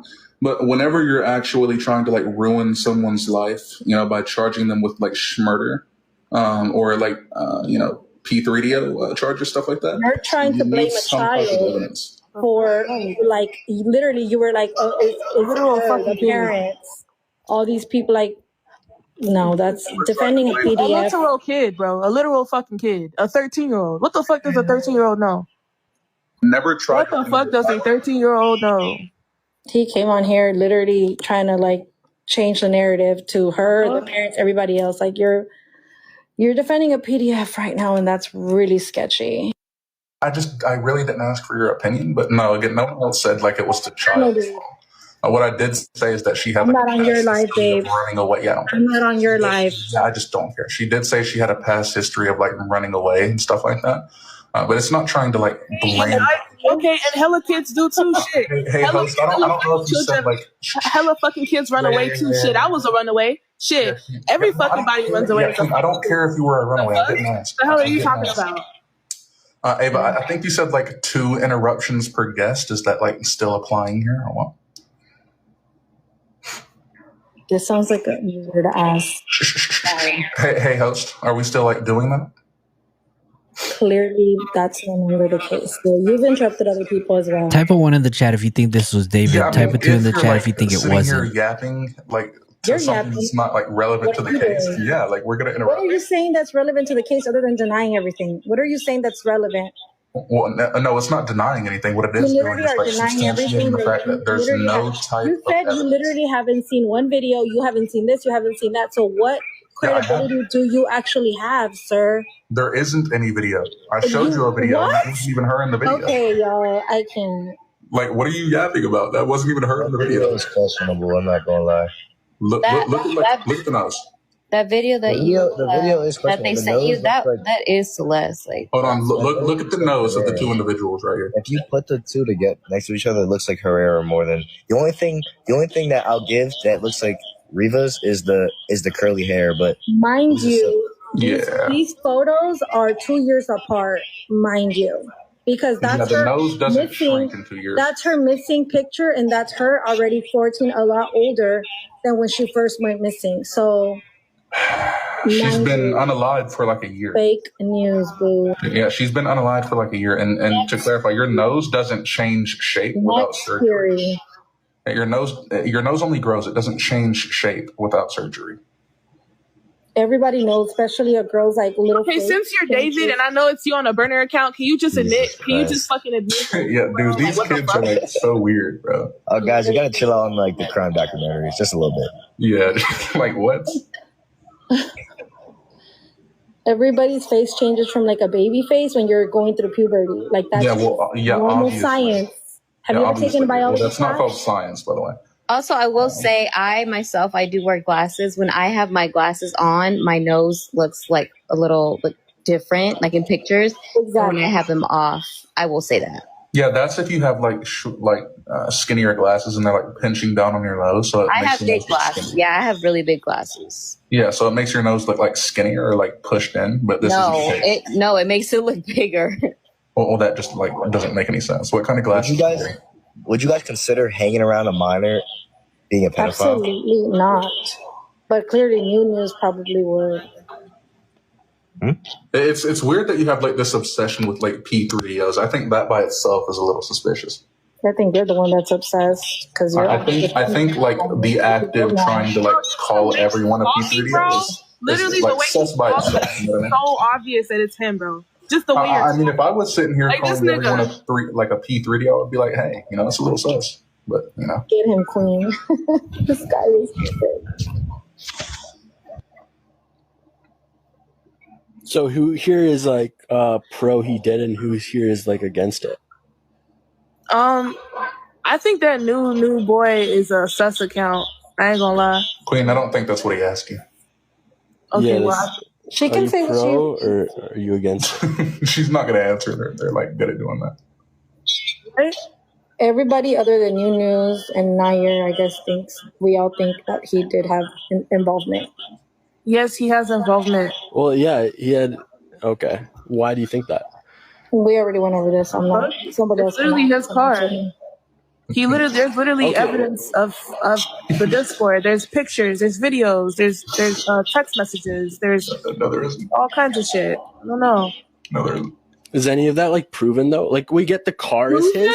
What the fuck do you the mean images, proven? the Discord Hold on, let me say shit. this. Because I'm just saying all of it. I've been seeing as like TikTok. Proven? Yeah, it's all TikTok. Oh wow. Okay. The car is interesting. There's videos of him in the. All right, so you guys want to hear the SWAT call? Let's see. Let's see if this is it. I heard like some like gunshots. Okay. How close to your residence were they? They were like right outside my house, and I think someone's dead. We've talked about how David's parents seem to be the victims of a swatting incident as police investigate the death of a young girl found in the singer's car. But right now, it's body cam footage. And this is from days after Celeste's body was found in that Tesla. And they show up to David's Hempstead, Texas family home. So we're talking September 18th. This is after Celeste was ID'd. Now, the Texas officers, they respond to parents' serious allegation of that story. See if someone is Celeste Watson services. Because they also did. County Sheriff's Office is Amber. Hello? Hello? Yeah, Waller County Sheriff's Office. Hello, I need help. Okay, what's going on? Where are you at? My address is. Okay, what's going on? I heard like some like gunshots. Okay. How close to your residence were they? They were like right outside my house, and I think someone's dead. Okay, what's your name? Say it again? What's your name? Okay, what's a good phone number for you, sir? Okay, and why do you believe that somebody's dead? I just heard like a loud scream, and there was gunshots. Oh, scream. Okay. After shots. Okay, but you haven't saw or heard anything else after that? I heard a scream. Was it a male or a female scream, do you think? To this poll right here, you guys. It was like a female. Female? Okay, we're going to go ahead and get deputies headed out that way. Just confirming you're at. Yes. Okay, I'm going to get them sent that way, okay? Okay, thank you. You're welcome. Bye-bye. All right, Jennifer.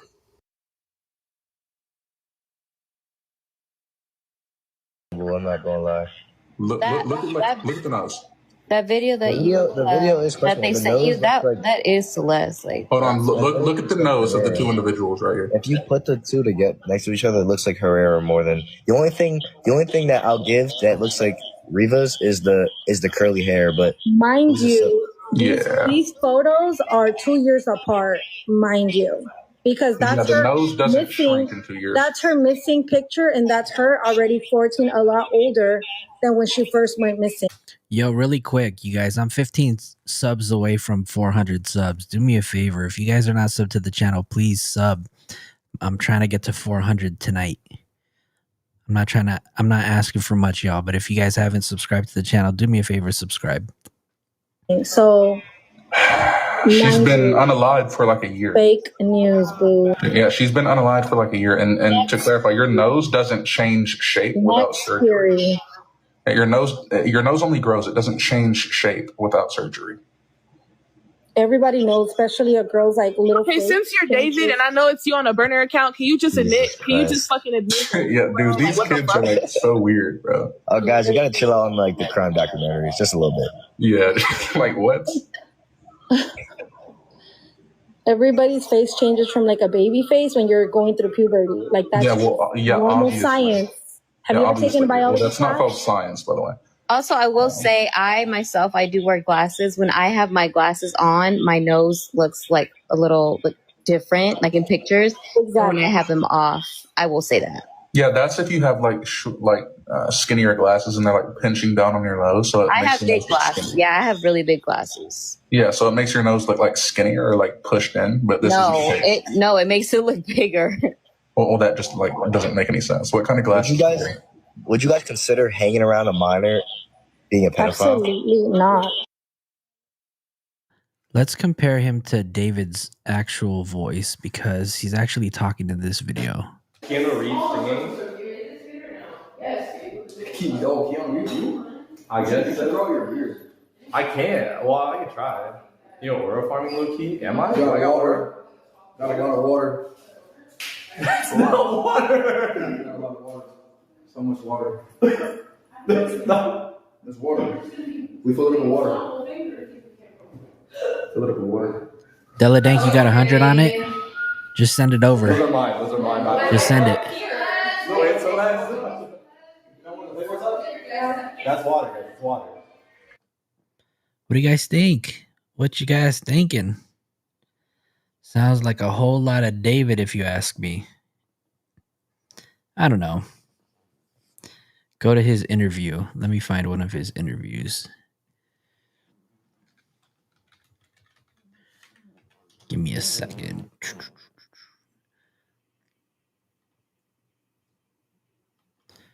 Here, I haven't seen this one yet. The Zach saying. Hold on, we're just gonna get right in. Stage of the Withered is dying, so you're going into dust, but you're coming back again. Is that what I'm getting through those 14 records? It's definitely like a resurrection type of thing. So, but by the end of the project, it's done. So that's why the last track is called Afterlife. That's like the final blow, you know?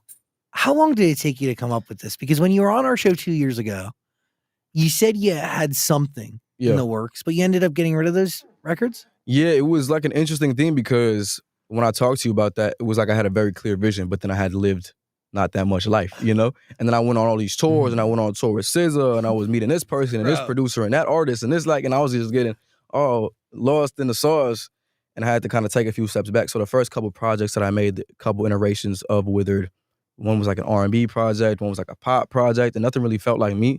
So I kind of had to bring it back with this last one. I gave it one more shot. Was it all titled Withered throughout that, or nah? Like there was a concept and there was a story there that I wanted to continue, but there was no name, and there was no like theme of the songs, and you know, because I'm writing at this point about myself and my emotions and my vulnerability, and I wasn't doing that a lot last, couple projects because I was homeschooled. Is the voice changer working on this too? Does it work if I change my voice? Would you be able to tell that this is FloJo? Yo, yo, yo. My name is D4Vd.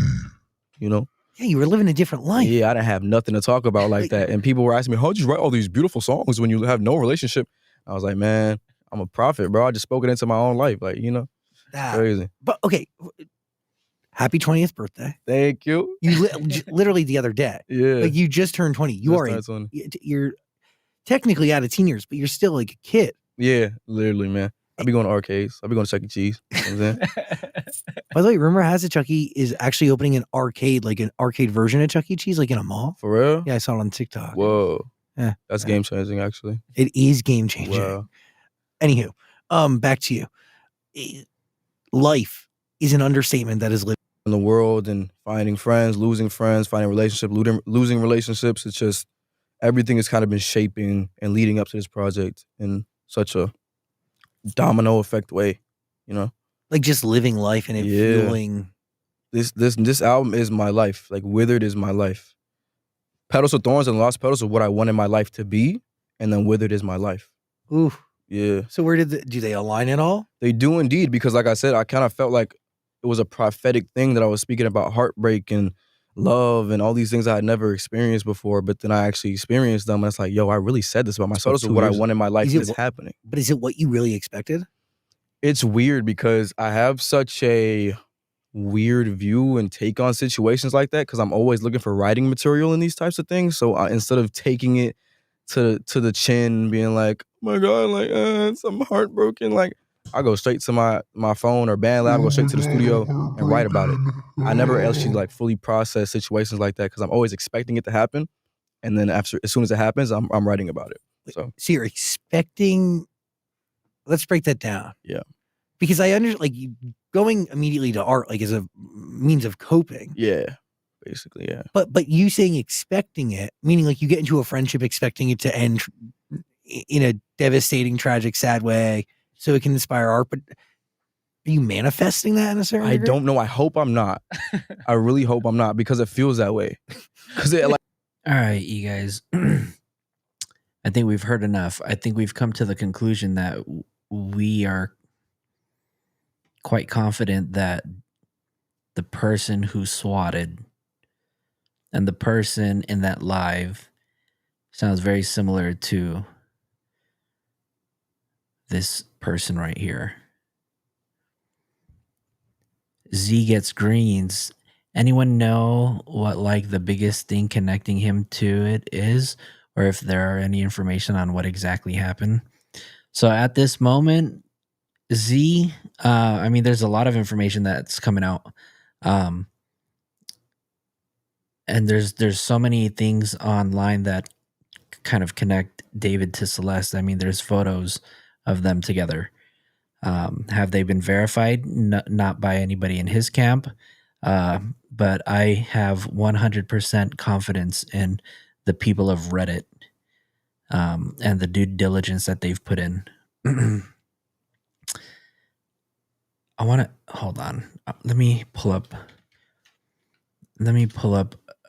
a video really quick from Court TV, because Court TV posted a video all the way back in September,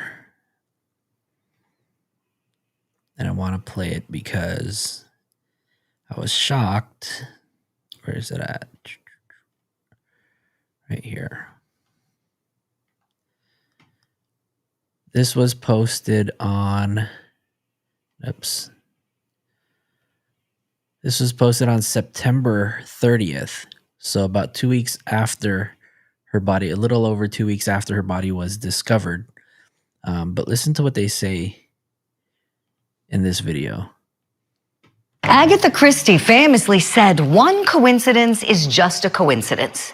2 coincidences are a clue. And 3 coincidences are proof. So let's talk about the coincidences in the case of Celeste Rivas Hernandez, found dead in the trunk of singer David's abandoned Tesla. Her mother confirms that she had a boyfriend named David. Yep. David wrote an unreleased song titled Celeste. Both David and Celeste have a tattoo, same exact one, of the word shh on their right index fingers. Now, although David lived in Los Angeles, there is a photo of him less than a half a mile from the home that Celeste ran away from. And in his music video for his song One More Dance, which was released just in February, David is dragging a body and hiding it in a trunk, which was released just in February. And Mark, I know earlier in your live, there was a member by the name of Aurora. She was asking if in the video what kind of shoes the person was wearing. And I think these shoes kind of look like Chuck Taylors to me. But I know this was talked about a couple hours ago in your live. February, David is dragging a body and hiding it in a trunk. So are all those coincidences a proof, as Agatha Christie calls it? Well, TMZ is reporting that friends of David's have confirmed to them that David and Celeste were in fact in a romantic relationship. And these friends also say to TMZ that they thought that she was 19. Nope. How about 14? She was 14 when she was killed. That is a minor child. And it's possible that she met David when she was even younger than that, possibly 12 or 13. Now, just based on that information alone, David Burke better hire a very good lawyer. Which he has. He's already hired a very good lawyer, right? Blair Burke is the attorney that he's hired, and she's done a lot of high profile cases. Bruno Mars, not Harvey. What's a guy's name? Weinstein, Mr. Me Too. And if he killed Celeste Rivas Hernandez, or if he hid her dead body in his Tesla, he better pray that Johnny Cochran and F. Lee Bailey come back from the dead, because he is gonna need them. That's my opening statement. Davids have confirmed to them that David and Celeste were in fact in a romantic relationship. TMZ is reporting that friends of David's have confirmed to them that David and Celeste were in fact in a romantic relationship. So are all those coincidences, he calls it? Well, TMZ is reporting that friends of David's have confirmed to them that David and Celeste were in fact in a romantic relationship. And these friends also say to TMZ that they thought that she was 19. Now, I had never heard that before, so that was news to me, and I just stumbled upon this video earlier today. But this video was posted September 30th. I had no idea that friends had reported to TMZ that they were in a romantic relationship. Obviously, with all the rumors, speculations going around, on all social medias and everybody reporting it, we knew that, but this is the first time that I've heard a media outlet actually report this. Anything else you guys want me to go over? I mean, I think we covered a lot today. 54 of you guys watching, do me a favor, hit that like button. I know it gets annoying to hear me say that. But help me push this video out to everybody, get a little bit of exposure, right? Ever since this case has come out, I've been going down the rabbit hole, following this case since day one, and joined Mark and his shark family and a whole bunch of other content creators on this platform, covering this case and following it really, really closely. Yeah. And I think at the end of the day, we all just want the same thing, and that's justice for Celeste Rivas Hernandez. And we're not going to let this case, sleep. We're not going to let it fall apart. I think we're going to continue to do what we do and push all of these videos out, so then that way everybody can see it. Yes, go over why her ex-boyfriend has her last name. Who's her ex-boyfriend? Bean Baby. Who is the ex?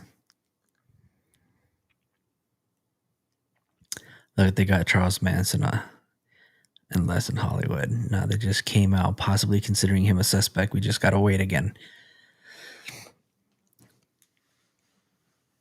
You think the police are going to arrest anybody in the next week, in the next month, before the end of the year? Or do you think that we are going to be waiting until 2026?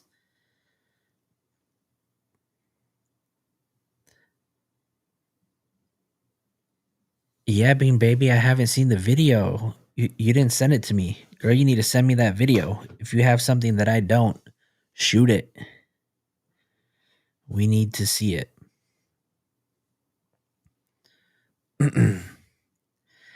But I think that is going to be it for me tonight. It is almost midnight here in Los Angeles. It's raining. I got to take Yoshi out so he can do his business.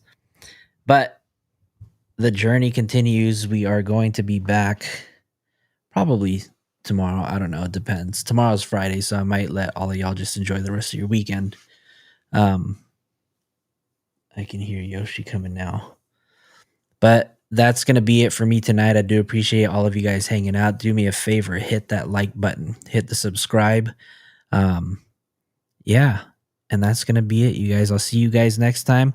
Let me just give a shout out to everybody that's in the chat. Fire Blaze, appreciate you. Mollywood, Della Dank, Bean Baby. Who else? We got Z Gets Greens. Mark the Shark, Big Dog, Mark the Shark. Mark, man, thank you for everything, man. Thanks for always shouting me out on your lives. Appreciate you. So we got 100% earlier on the poll. Was the person in the live stream the same person from the SWAT call? 100% a yes. Man, I hope you guys are doing it justice. I hope you guys are right. Where's the other poll? We did a poll and we said, do you think this was David? I think that was from the live stream. 64% of you guys said yes. 36% of you guys said no. But 100% of you guys agreed that they were the same person. Did we change some of your minds? But yeah, that's going to be it. Fireblaze said, I heard the LAPD and the coroner's office not on the same page. That is what Harvey reported today, or maybe yesterday on TMZ. So you never know. Like to the Reddit post with the gift platter. Yep. All right, you guys, that's going to be it. I will see you guys later. Have a good night. Thank you for tuning in. Peace out, you guys.